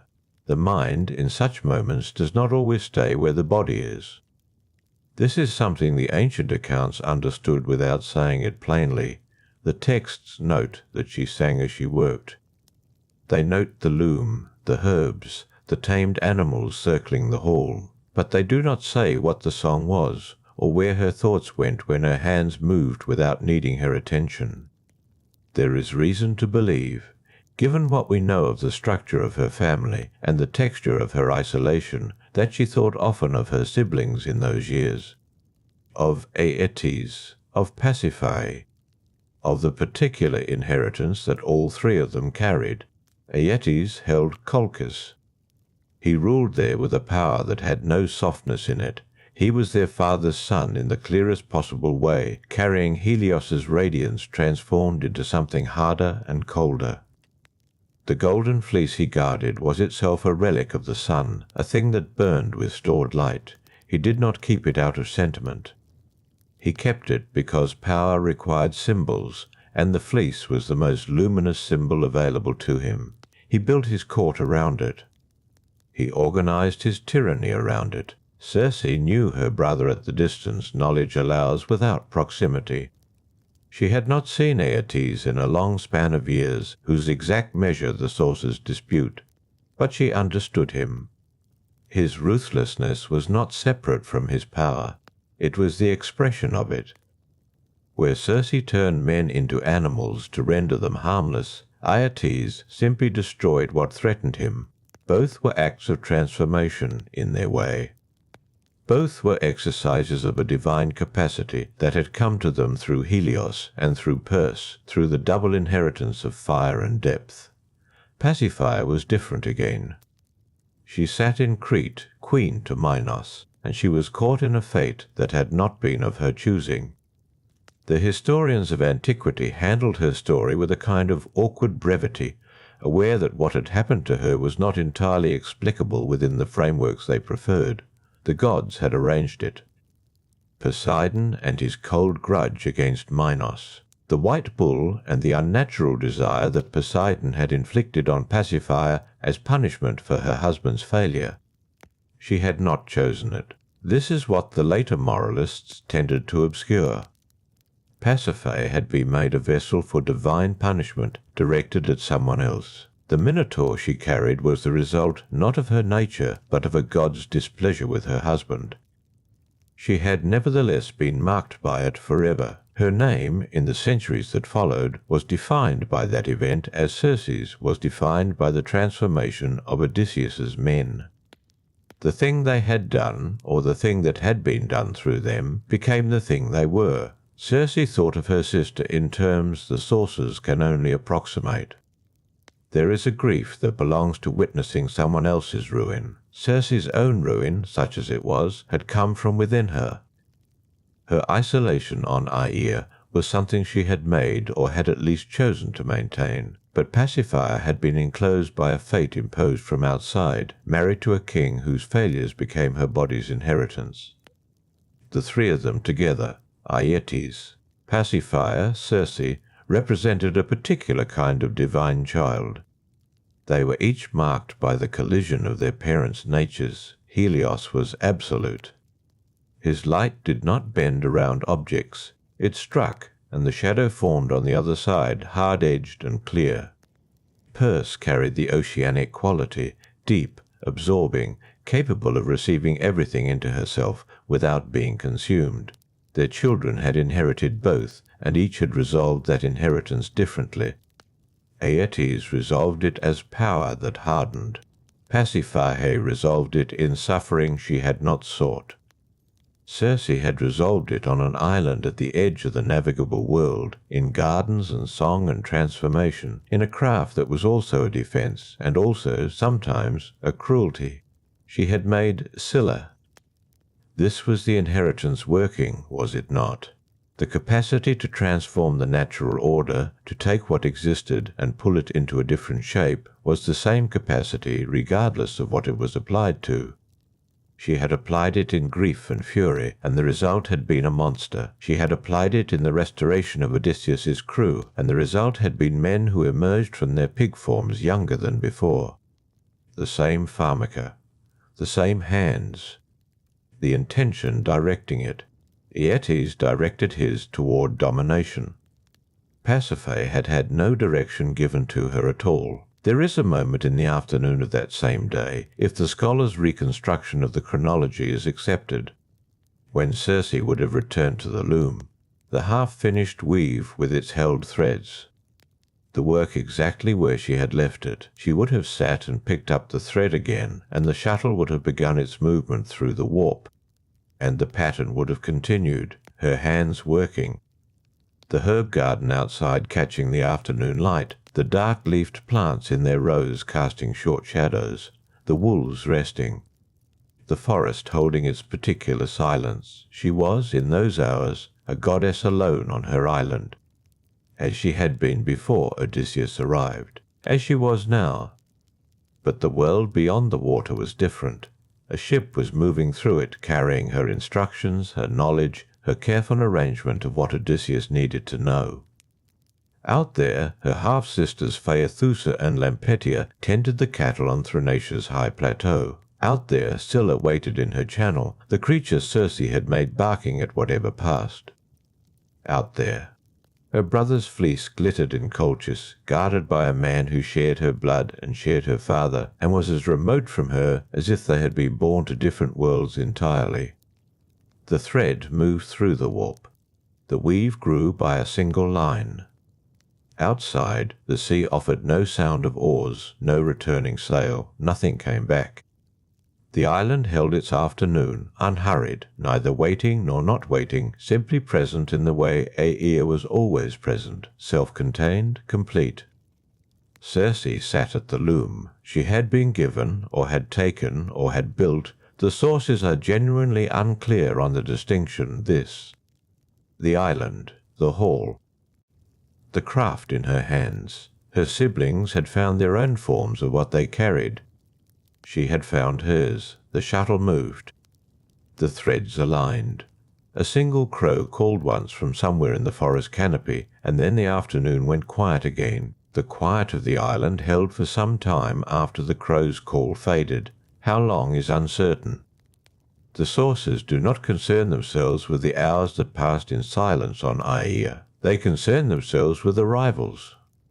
And another arrival came, not Odysseus returning, not any ship Circe had been expecting, which is perhaps the important distinction. What arrived at Aeaea some time after Odysseus had sailed away. The scholars who have attempted to reconstruct the precise sequence disagree on the interval. Whether it was weeks or months, was a ship carrying two figures whose names carried weight in their own right, Jason and Medea. The historian must pause here to note what Circe would have known before their ship even touched the shore.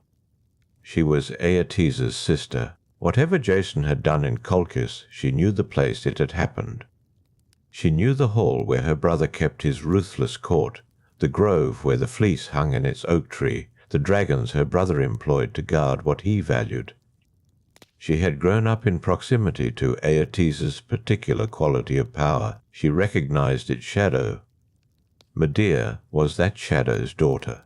What Apollonius of Rhodes preserves in the Argonautica, and what the later mythographers corroborate in scattered fragments, is the fact of a crime that had been committed before Jason and Medea ever approached Aeaea's shore. Absyrtus, Medea's own brother, killed and dismembered on the voyage from Colchis. His pieces scattered across the water to slow the pursuing Colchian fleet, his father's fleet, so that Jason's ship could escape. It was not a minor transgression. Even by the standards of myth, which tolerate considerable violence, the killing of a brother by his sister was something that demanded ritual response. The gods noticed such things. Zeus noticed such things, and until the pollution of bloodshed was properly cleansed, those who carried it could not be sheltered, could not be fed, could not be given the ordinary protections of hospitality that the sacred laws demanded. This is the frame within which Circe's response must be understood. They came to her shore. They came as suppliants, which is its own sacred category in Greek religious law, those who arrive with hands outstretched and violence deliberately set aside.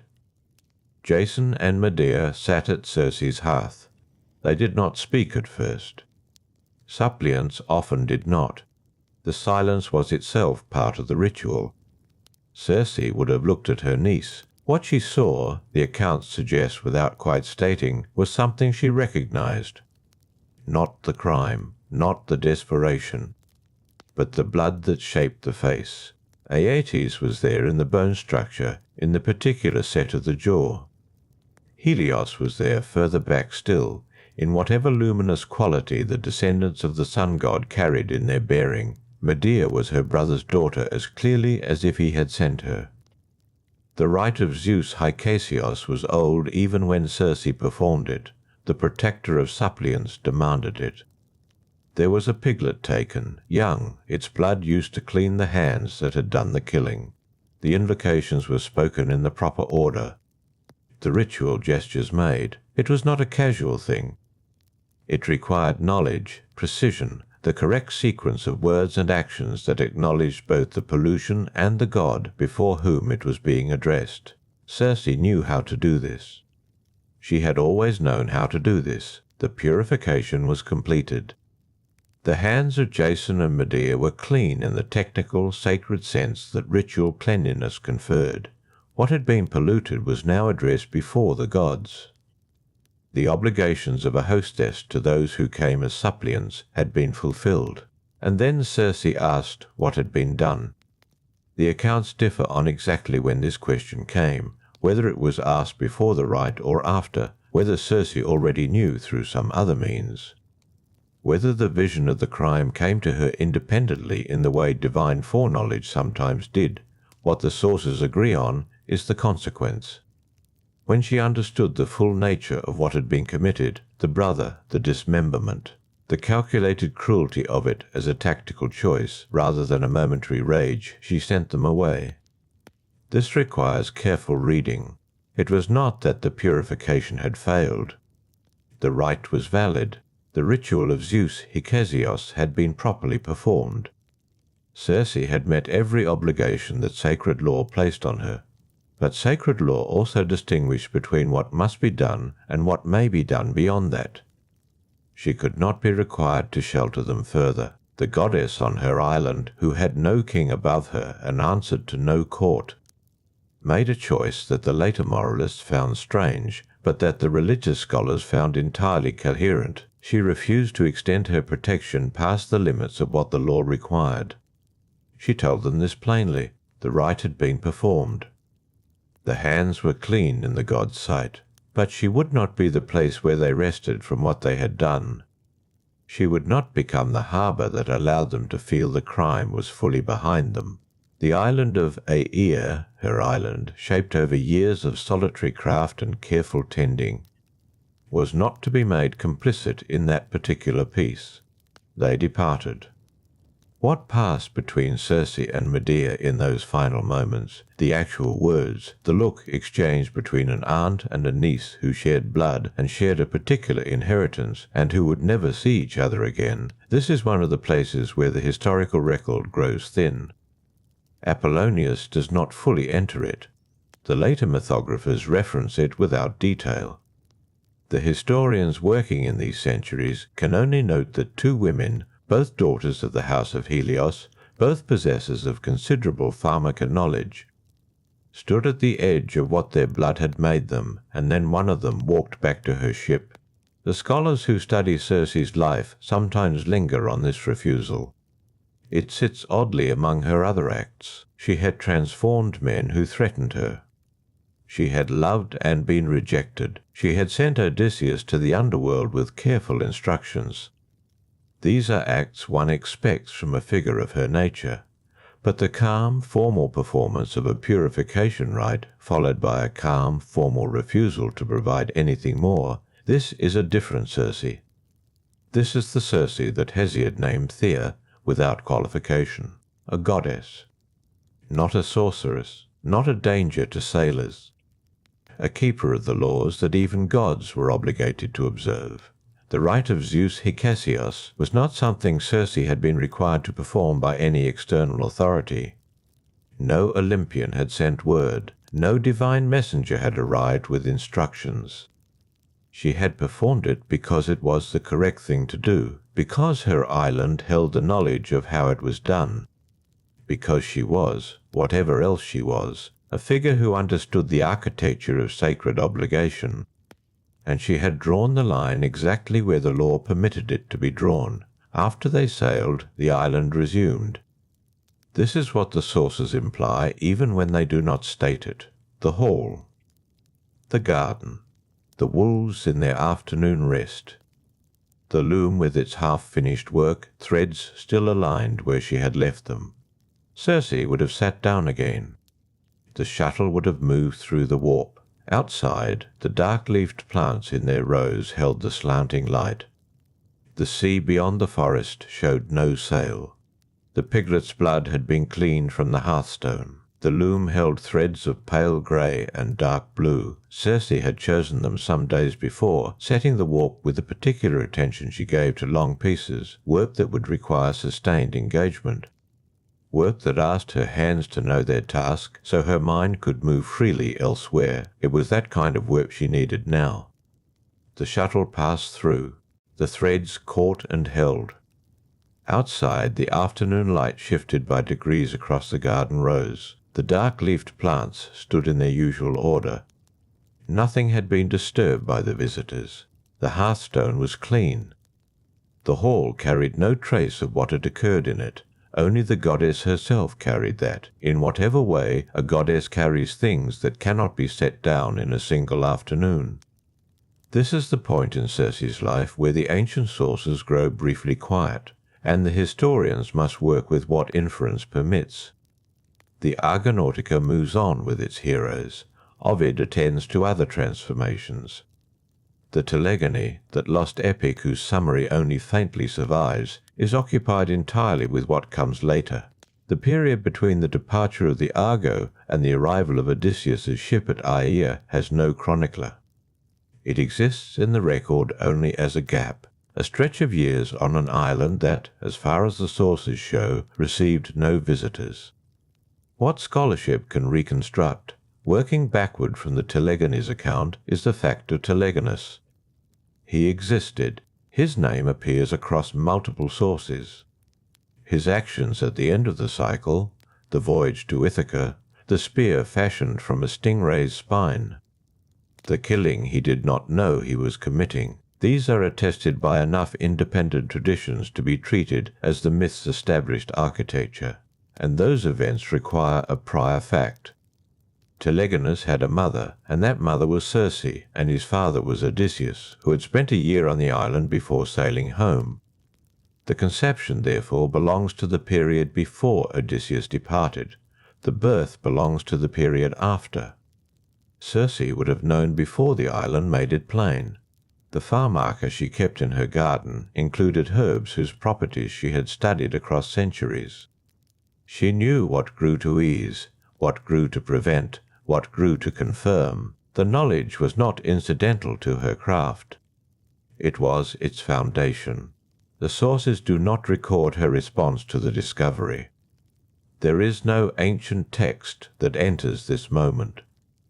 The scholars who have attempted to reconstruct Circe's inner experience during the telegony's prehistory have largely confined themselves to the observable facts and their implications. Aeaea had always been her island. Now it would be something additional, the hall that had housed one becoming sufficient for two. The garden that had fed one goddess now requiring a different calculation. These were not difficulties.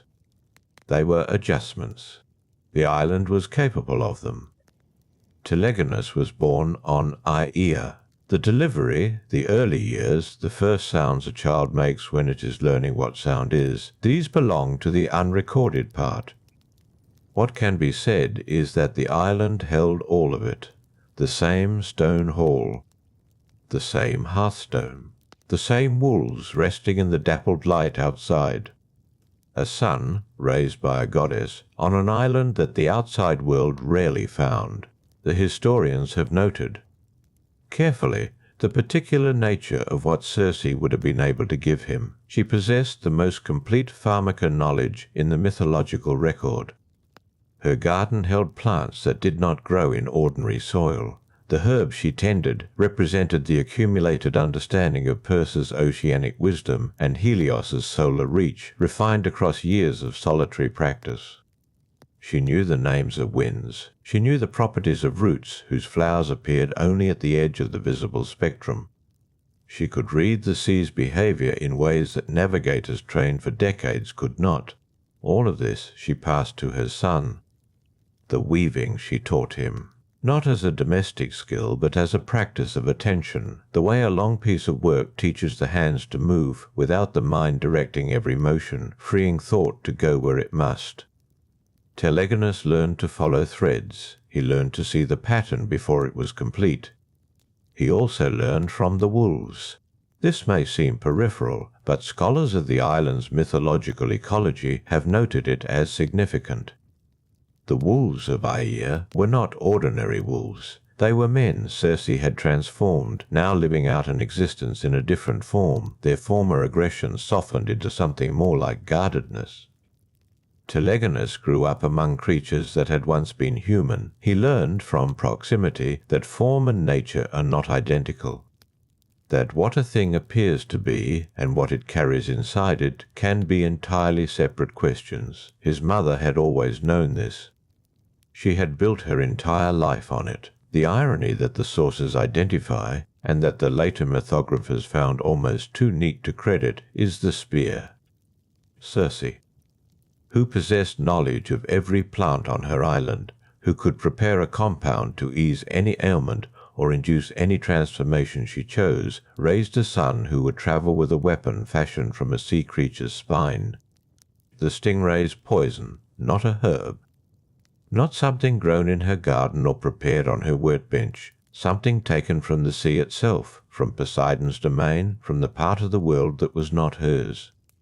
The spear that would kill Odysseus was, in this reading, the one thing Circe had not made. There are scholars who consider this accidental, a detail of weapon construction with no deeper implication. But others have argued that the myth is doing something precise here. Circe, for all her knowledge, for all the years she had spent learning what the world contained and how to work with it, could not prevent the sea from being the sea.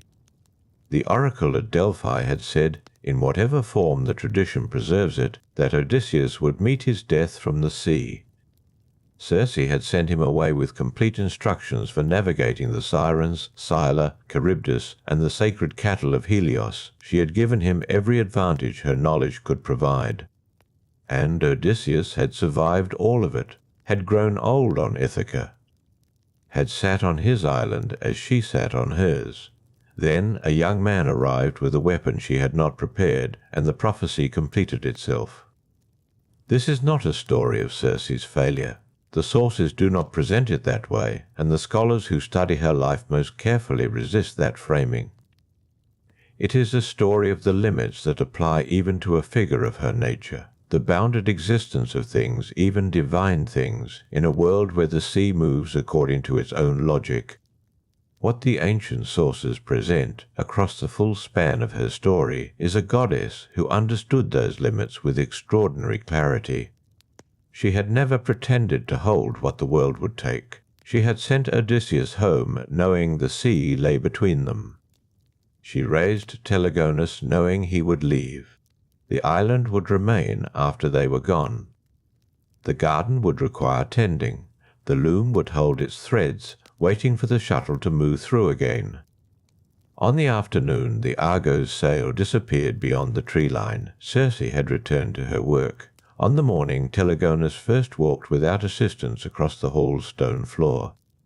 She had watched him, noted it, and gone back to the garden to tend what needed tending, the shuttle through the warp, the herbs in their rows, the wolves in their rest. She had been given, across the long years on Aeaea, an education in what endures, not through any single triumph, but through the accumulation of mornings. The island knew her by now. Every plant in that garden had grown under her attention. The stone of the hall held the warmth of years of hearth fires. The threads on the loom carried the colour she had chosen, no one else. This was the form Circe's ascension took, not a single radiant moment. A life built carefully in one place over time, with full knowledge of what she was doing and why. Telegonus sleeping in the hall's interior, his breath even and unhurried, his hair carrying the particular quality of a child who has spent his afternoon in sea air.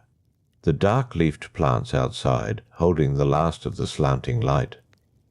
The sea beyond the forest, showing nothing but its own surface, catching the sun in small and unremarkable flashes, indifferent, patient, going nowhere. It had not always been going. The afternoon held its warmth a little longer than expected. The sun had begun its descent toward the western water, but it moved with the particular unhurried deliberateness of late summer, as if it knew there was no reason to rush. The stone hall absorbed the light through its narrow openings and held it in pale rectangles across the floor. Telegonus breathed in his sleep, undisturbed. Circe set down the shuttle.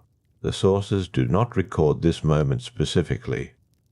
The telegony, reconstructed through Proclus's summary, concerns itself with departure and consequence, not with the quieter hours that preceded them. What survives tells us that Telegonus eventually left Aeaea to seek his father.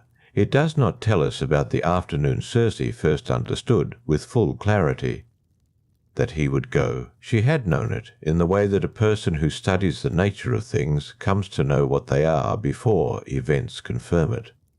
She had watched him stand at the edge of the forest for longer periods each passing season, his face turned toward the sea. She had watched him ask questions about Ithaca, about Odysseus, questions she answered with precision, giving him what she knew, which was considerable, she had not withheld. This is worth noting.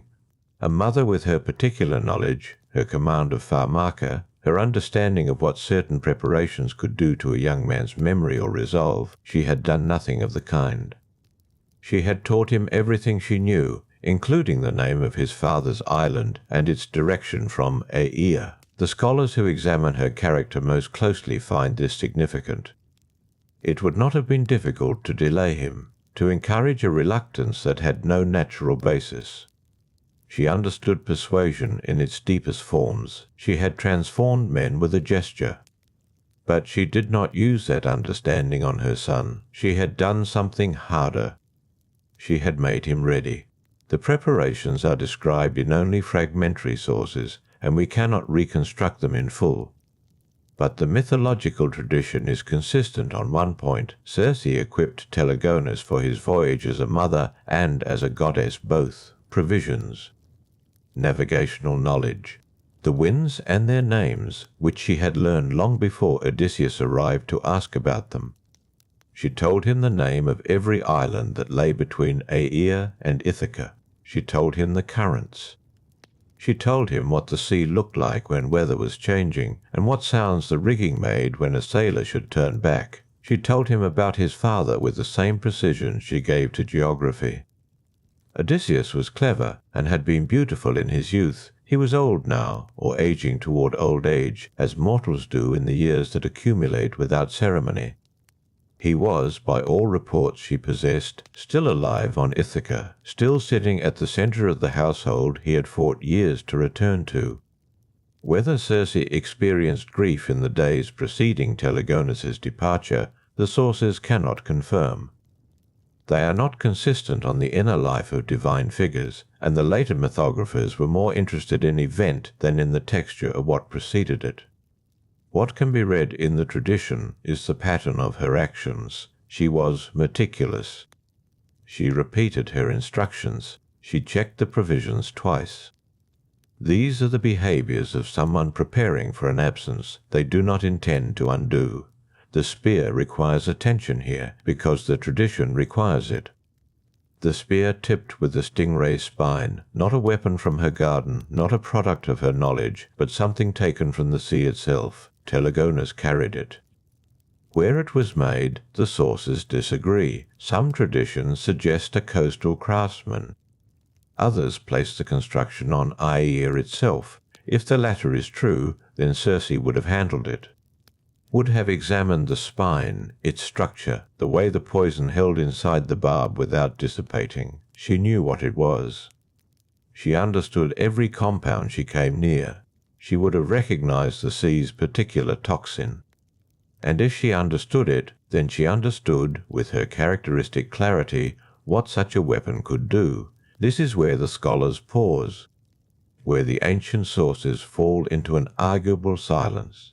Had she foreseen the specific outcome? The myth does not claim this, and it would be an over-reading to insist upon it. But she was a goddess who had spent her life understanding consequence.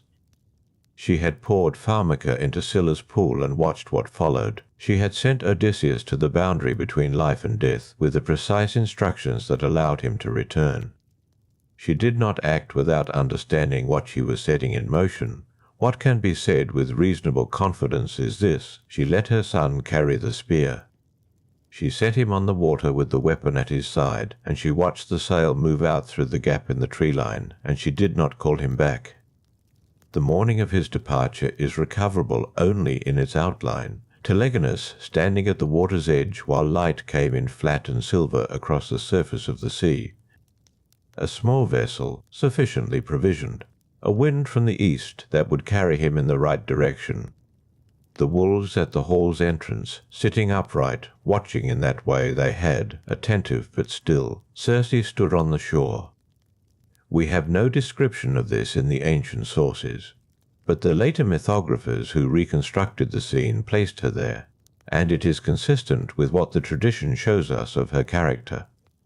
She would not have watched from a distance, she would have walked to the water. She had done this before. She had stood on this shore and watched Odysseus's ship take the eastern wind and grow small against the horizon. She knew how long the sail remained visible. She knew at what point the hull disappeared first and the mast stayed longer, and then the mast too was gone. She waited until the mast was gone. Then she turned back toward the hall. The garden was there, the herbs in their rows, the dark-leafed plants catching the morning light. The loom still strung with pale grey and deep blue, the shuttle resting at its edge, waiting for the motion that would carry it through. The wolves settled back into the dappled places beneath the trees where they preferred to rest. The hall was quiet in the way that a space is quiet when its regular inhabitant has left it. A particular quality of absence that is not emptiness, but presence interrupted.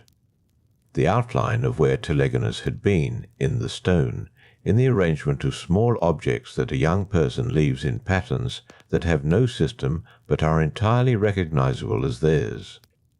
Circe crossed the hearthstone. She sat at the loom. The shuttle moved through the grey and blue, finding the path it had been interrupted in following, completing what had been left undone. The motion was not hurried. It was the ordinary motion of a hand that has done this so many times, the decision to move has dissolved entirely into the movement itself. Outside, the morning was continuing. The garden did not wait. The wolves breathed in the shade. The sea showed its surface, and held its depth entirely to itself, moving where it had always moved, in directions nothing on the island could alter. Telegonus was on that water now, carrying his stingray spear, sailing toward the island his mother had described so precisely that he could have drawn its coastline without ever having seen it. She had given him everything she had.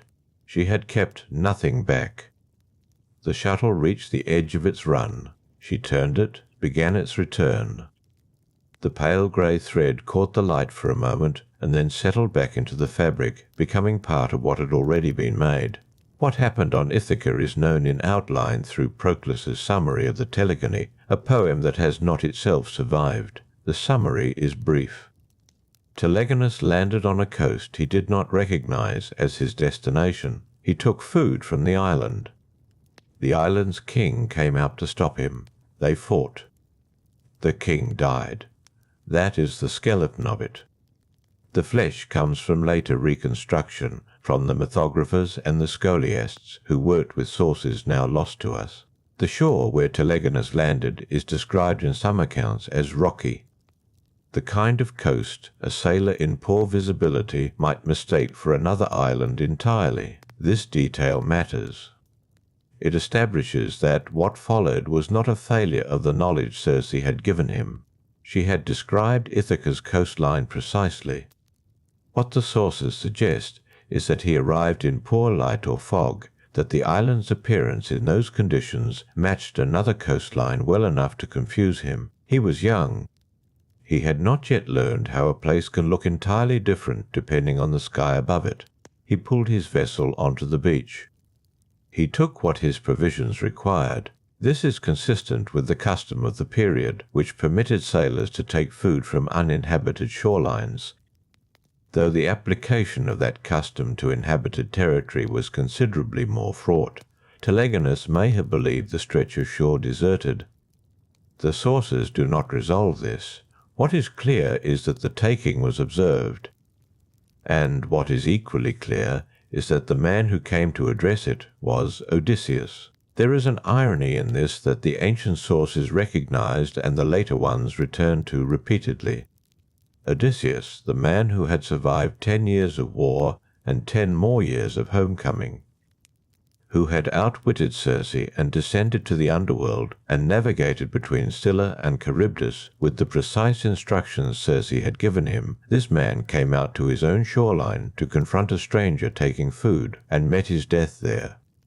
Telegonus would not have known his father by sight. He had grown on an island his father had never visited. He had been shown descriptions, the breadth of Odysseus's shoulders, the manner of his movement, the colour of his hair, now more grey than when Circe had last seen it.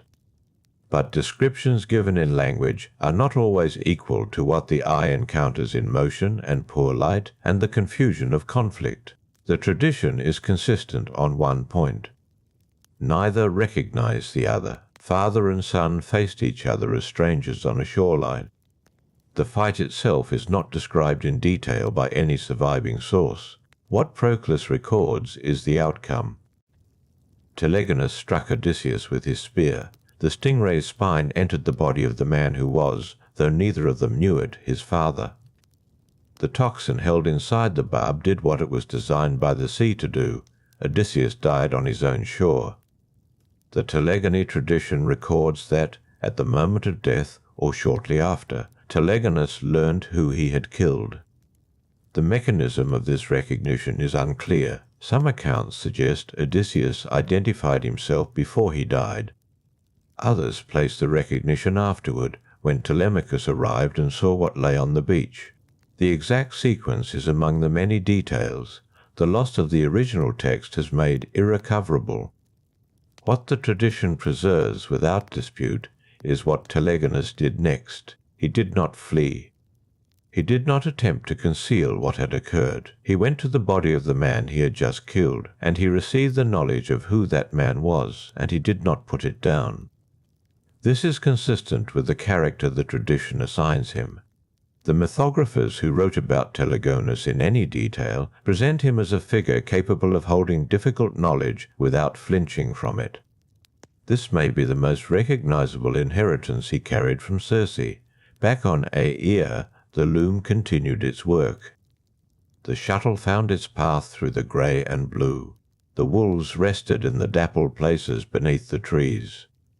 The garden held its rows of herbs in the late summer light, each plant casting its short shadow in the direction the sun required. What Circe knew in those hours, if she knew anything, is one of the questions the sources cannot answer. She was a goddess, daughter of Helios, who saw all things from above. Whether that heritage conveyed to her a knowledge of events as they unfolded at a distance, the tradition does not confirm. Hesiod calls her Thea. He does not describe the scope of her perception. What the mythographers allow is this: at some point she came to know what had occurred. The manner of that knowing is not recorded, only the fact of it is preserved. The hall would have been the same hall it had been that morning. Stone, and the narrow openings through which light came at particular hours, and the hearthstone she had crossed when the mast disappeared below the horizon. The same garden outside.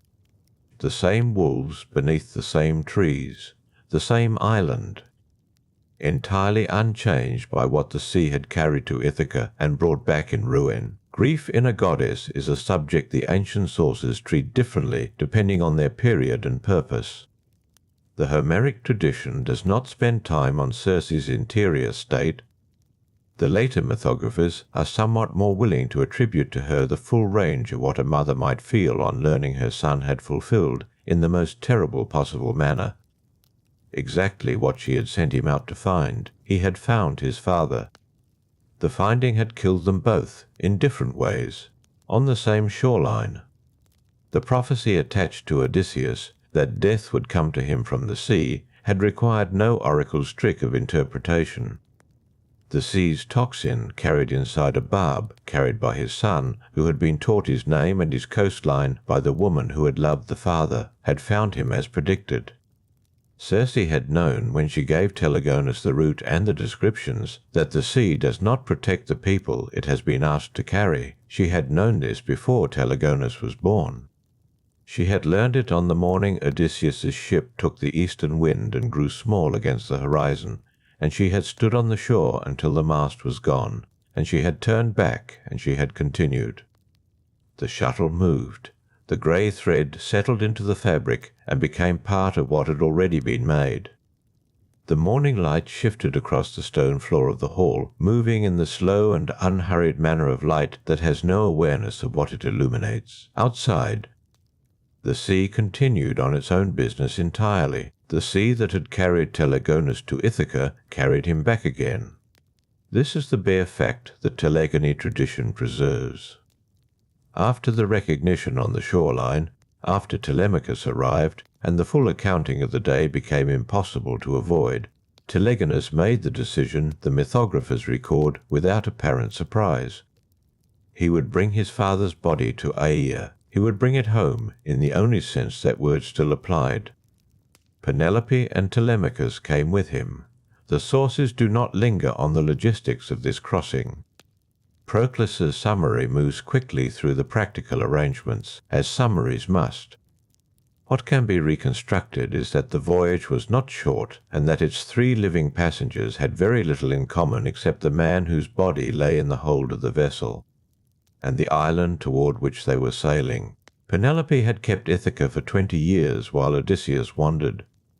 She had unravelled her weaving to buy more time. She had held a household together with patience and strategy.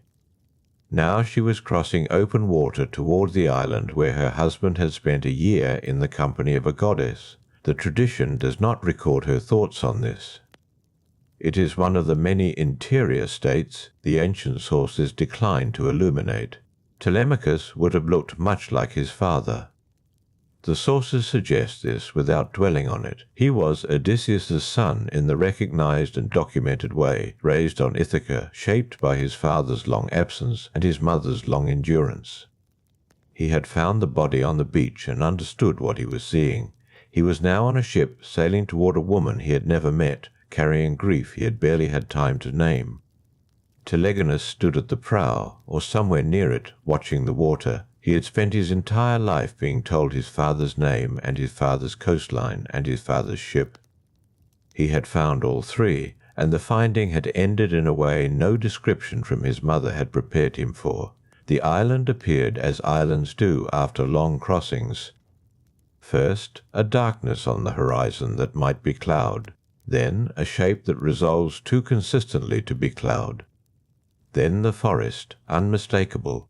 The smoke above the trees. Circe would have known the ship before it landed. Whether she stood at the shore to receive it, or waited in the hall, the sources do not specify. The later mythographers who treat this arrival in any detail focus less on the mechanics of the landing than on what followed from it, the purification, the rites. This is significant. Circe had performed purification rites before. The arrival of Jason and Medea at Aeaea had required her to invoke Zeus Hykasios, the protector of suppliants, to perform the ancient ritual that cleansed blood from the hands of those who carried it. She had slaughtered the piglet, spoken the invocations, and done what the sacred law required. Then she had sent them away, because knowledge of the full crime had made continued shelter impossible. For Odysseus, the rites she performed were different. He had not committed blood guilt. He had died receiving it. The obligation was not purification in the judicial sense, but the older, quieter work of preparing the dead. What she would have done is partially recoverable from what the sources say she was. She was a goddess of pharmaca. She knew every plant whose roots held properties the untrained eye could not distinguish. She knew the herbs that eased pain in the living and the preparations that honored the dead. Hesiod calls her Thea. The Homeric tradition shows her restoring Odysseus's crew from pig to man, and notes they emerged more whole than before. This restoration of the body, this knowledge of what the body requires and what it can be returned to, was among her specific competencies. The body of Odysseus, brought to Aeaea from the shore where he had died, was received by someone who understood exactly what it needed. This is not a small thing. The tradition sometimes passes over it quickly, moving toward the marriages and the conferral of immortality that the mythographers found more dramatically interesting. But Circe's preparation of the dead is worth holding for a moment. It was the last care she gave to the man the sources agree she loved, in whatever form divine love takes when it is expressed toward a mortal. She had made his crew whole once. She made him whole now in the way available to the dead, in the way the herbs and the knowledge and the rites she had spent a divine lifetime accumulating allowed. Outside, the wolves moved through the afternoon light. The garden held its late summer rose. The hearthstone was warm with use. Telemachus and Penelope rested somewhere on the island, in whatever accommodation Aeaea offered to the living who arrived with the dead. The sources present them as guests in the fullest sense. Aeaea had never turned away a suppliant who came in proper form, carrying what needed to be carried. These two had come with everything required. Telegonus did not rest, or if he did, the tradition does not record it. What it records is his presence, his continued willingness to remain inside what had occurred, to not place distance between himself and the knowledge he carried. This is what the mythographers found notable enough to preserve. Not his grief specifically, but his refusal of the easier response to it. This, the sources seem to agree, was recognizably his mother in him. The afternoon moved. The light through the narrow openings in the hall shifted, and then held, and then shifted again, marking the progress of Helios across the sky. Circe's father, who saw all things from his chariot, passed above Aeaea as he passed above every island. His light fell equally on the hall and the garden and the wolves and the sea beyond, making no distinction between the ordinary afternoon and this one. The shuttle had been set down. This detail, if it can be called a detail in the absence of any source that confirms it, seems consistent with what the tradition allows. The loom that had continued through the hours of not knowing would not have continued through the hours of the dead man's arrival on the island. There is a point at which the weaving stops, and the hands do something else, and the fabric simply waits. Aeaea held all of them, as it had held other things. The transformed men, long since restored or gone. Odysseus and his crew, the full year of their staying. The seasons of Telegonus's childhood, the mornings of his education in herbs and winds. All of this had been held by the island without visible strain. The island was large enough for grief. It had always been. What the three living passengers from Ithaca made of Aeaea in those first hours is among the many things the loss of the original telegony has rendered permanently unclear. Penelope had heard of this island for 20 years, in the way a wife hears of places her husband has been, with a particular mixture of knowledge and not knowing that such hearing produces. Telemachus had grown up with the story. Telegonus had grown up on the island itself, with no story of Ithaca except his mother's telling of it. Now all three of them were here, and the man who had connected all three was laid out in the hall. The sea outside remained entirely itself. It moved against the island's rock in the quiet and unhurried manner of water that holds no record of what it carries and sets down. The rites, as best the tradition allows us to reconstruct them, were completed before the light began to fail. What came after is better documented, or at least more fully theorized, because the mythographers who worked from the telegony's outline found the aftermath more tractable than the grief. The grief belonged to Circe alone, and she left no account of it. What remained were the arrangements, the marriages. The conferral of what the sources describe with a word that has no clean equivalent in later languages, the condition of being made otherwise than mortal, by someone with the capacity to do it. Circe had that capacity. The tradition is consistent on this point. She had spent a divine lifetime understanding what the body could and could not hold. She knew the herbs that restored Odysseus's crew to human form, and she knew they emerged from that restoration more whole than they had entered it.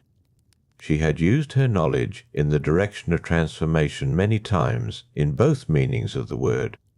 What the telegony tradition attributes to her in these final arrangements is simply the same competency directed differently, not toward pigs, not toward death preparation, toward the condition she herself inhabited, which had no ending she could foresee. The question of why she did it is one the sources leave open. The mythographers note it without extensively justifying it. Telemachus and Telegonus were to receive immortality. Telemachus was to marry Circe. Telegonus was to marry Penelope.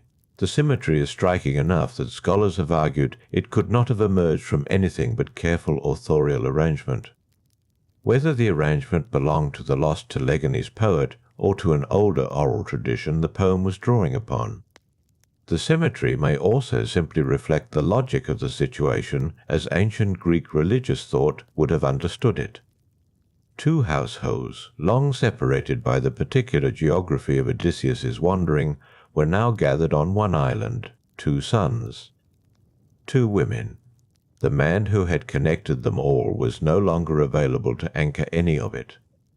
Some new arrangement was required. Circe provided it. How Telemachus received this news is among the details that Telegone's loss makes permanently opaque. He was a young man who had grown up in a household shaped by absence. His father's absence, his mother's vigil. The suitors crowding the hall on Ithaca, that was his by inheritance, but felt, for most of his life, only marginally his in practice. He had come to Aeaea in the worst possible circumstances. Carrying his father's body across water to an island that existed in his memory only as the place his father had stayed too long, now the island was offering him something else entirely. The tradition does not record his spoken response. It records the outcome, which suggests he accepted. Scholars who work with what remains of the Telegone's summary note that Telemachus's acceptance of Circe's offer carries a resonance that the poem's later audience would not have missed. The son who could not bring his father home from Aeaea the first time found himself, in the end, staying there himself, not as his father had stayed, briefly and against the pull of Ithaca. Permanently. Penelope's response is similarly unrecorded in detail and similarly recoverable in outline. She had spent 20 years holding a household together through will and intelligence, and a particular form of patience that the Odyssey treats as her defining characteristic. She had worn down suitors with a loom and a promise. She had maintained the fiction of the unfinished weaving through years of nighttime unravelling. She understood better than most the significance of a promise made and held. That she married Telegonus is stated flatly in the tradition. What is less often remarked upon is what this pairing implies. Telegonus was Odysseus's son.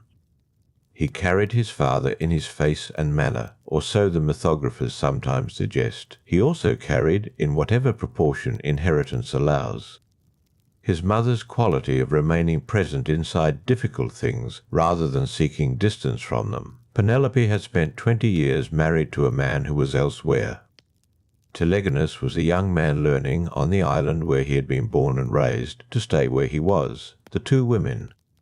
In all of this are the figures the tradition has most thoroughly obscured, perhaps because what passed between them was not the kind of thing the male-authored mythographic tradition found straightforward to record. Circe was the enchantress who had kept Odysseus for a year. Penelope was the wife who had kept the household together for 20. These were the terms in which both women had been understood, and neither term encompassed the other's full experience. What can be said with some confidence is that they were both on Aeaea. They were both still there after the rites were completed, after the arrangements were made, after the island had absorbed what it needed to absorb. Two women of considerable capability and patience, shaped differently by the same man's passage through their lives, now occupying the same stone hall. The sources allow for a kind of recognition between them, even if they do not record it. Penelope would have known, from the 20 years of living with Odysseus's absence, what it meant to continue working at something in the hours when the outcome remained unknown. The loom she herself had used as instrument of delay. The weaving continued and unravelled through years of waiting. Circe's shuttle, set down on the arrival of the dead man, would have been a legible gesture to someone who had spent years at her own loom, sustaining a different, impossible vigil. Whether they spoke of this, or whether the recognition was simply present in the room without being named, is something no existing source records. The wolves outside moved through the early evening, the light beginning to lose the sharp quality of afternoon and soften towards something cooler.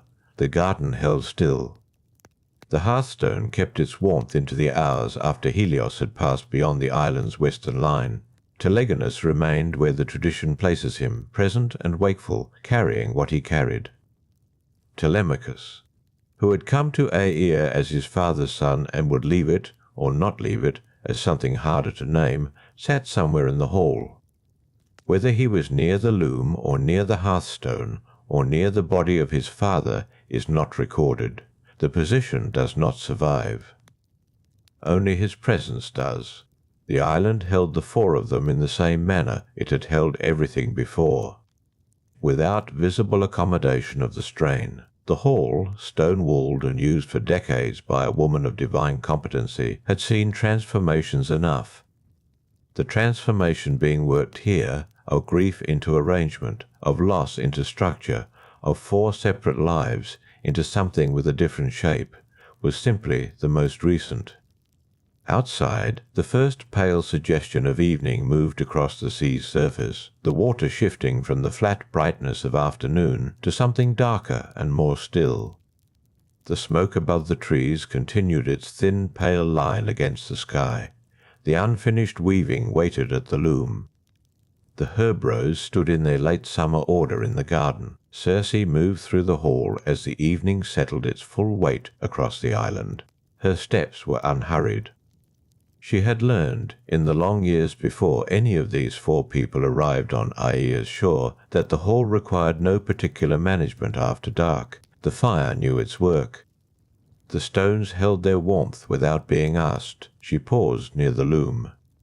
The shuttle was still where she had left it, wedged into the warp threads at an angle that indicated interruption rather than completion. This too was something a future scholar would note, if any future scholar turned attention to such small material particulars.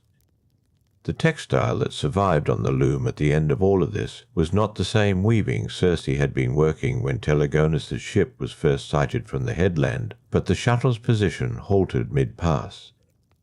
The thread still threaded through its eye was a detail that tradition remembered even when it forgot the names of the weaving's pattern. She did not resume it. Not that evening. Penelope sat near the hearthstone. The two women had arrived at an arrangement of shared space that required no negotiation to maintain. Penelope occupied one side of the hall's interior. Circe occupied the other. Between them the fire continued its quiet work, and neither woman required the other to speak. Hesiod had called Circe a Thea, a goddess. This was the word he used without elaboration, setting it down in the theogony, the way one sets down a fact that requires no argument. The word mattered because of what it excluded. It excluded the easier categorizations, enchantress, sorceress, threat, that later sources sometimes preferred. Aeaea was not defined by what she did to men who arrived uninvited at her shore. Aeaea was something prior to all of that, and something that persisted after it. On this particular evening, the distinction was simply present in the room. Circe had outlasted more than most immortal figures outlast. She had outlasted her own solitude. She had outlasted the transformations she had made, some of which were reversible and some of which were not. She had outlasted Glaucus's rejection and Scylla's ruin. She had outlasted Odysseus. She was outlasting, in this moment, the grief that the day had required her to carry. Whether she experienced the evening as loss or as completion is something no source ventures to specify. The scholar working from Proclus's summary of the telegony has access to outcomes, not interiorities. Telegonus was outside. He moved with the wolves through the early dark or near them.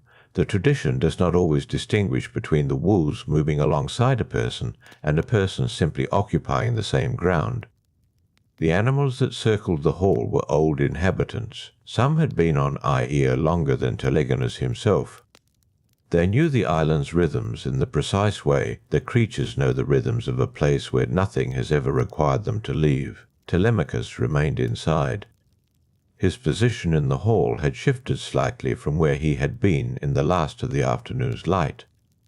He was closer to the doorway now, or so the narrative's logic suggests, given what a young man might want in the hours after a day of burial rites, not departure.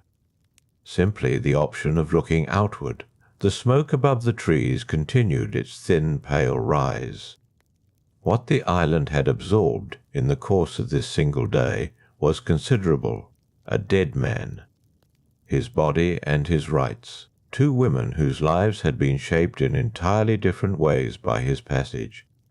two young men carrying his inheritance in their faces and their different forms of stillness. The stone hall had received all of this in the manner that stone receives things, without visible response. This was, in the end, the nature of Aeaea. It had always been a place where transformation occurred. The transformation was not always dramatic. Odysseus's crew had been remade visibly, suddenly, with the physical shock of becoming something unrecognized, but the other transformations the island had witnessed were slower. A man who arrived as a wanderer and remained a full year. A woman who arrived as Odysseus's keeper and became, by the account's conclusion, something not entirely reducible to that description. A son raised in isolation, who grew into someone willing to cross the sea toward a father he had never seen. The transformations being worked now were of the slower kind. Circe's garden held its late summer order in the dark. The herb rows were not visible from inside the hall, but they were present in the way that a person's long-maintained work is present even when not directly observed. The roots of the moly still grew somewhere in the garden's far edge, or the plant that the later tradition identified with moly, black-rooted and white-flowered, resistant to mortal hands. Circe had tended it for decades. She tended it still. There is something in the record that the male-authored mythographic tradition found difficult to hold in focus, the continuity of Circe's own work. Scholars in the present era occasionally remark on this gap, noting that the sources prefer to frame Aeaea in terms of who visited rather than who remained. Olympus Dreams holds many stories like this one. Subscribing is how you find them. They accumulate in the same manner Circe's herb rows accumulated, each one added to the record. Each one a specific thing that would not have existed without the careful attention of someone willing to tend it. The hearthstone held its warmth into the late evening. Circe crossed the hall and retrieved the shuttle from the loom. She did not resume weaving immediately. She held it. The thread still ran through the eye, pale against the fire's shifting light, the loose end hanging free where she had set it down in haste on the day the ship arrived. Penelope watched this from her place near the hearthstone. Whether she recognized the gesture, the sorceress retrieving her shuttle, is not recorded, but she had spent 20 years at a loom of her own. Gestures involving thread and weaving were among the gestures she was best positioned to read. Circe set the shuttle back against the warp. Not to resume the work, simply to place it correctly. The thread returned to its proper angle, the hanging end tucked into the fabric's edge. Outside, one of the wolves moved through the dark grass and settled near the hall's outer wall. The sound of it was small, the shifting of an animal finding the position it preferred for the night. Telemachus, near the doorway, watched the last of the visible light withdraw from the water's surface. The sea had gone fully dark now, without even the flat brightness that had characterized the afternoon. Telegonus came in from outside, trailing the night air behind him.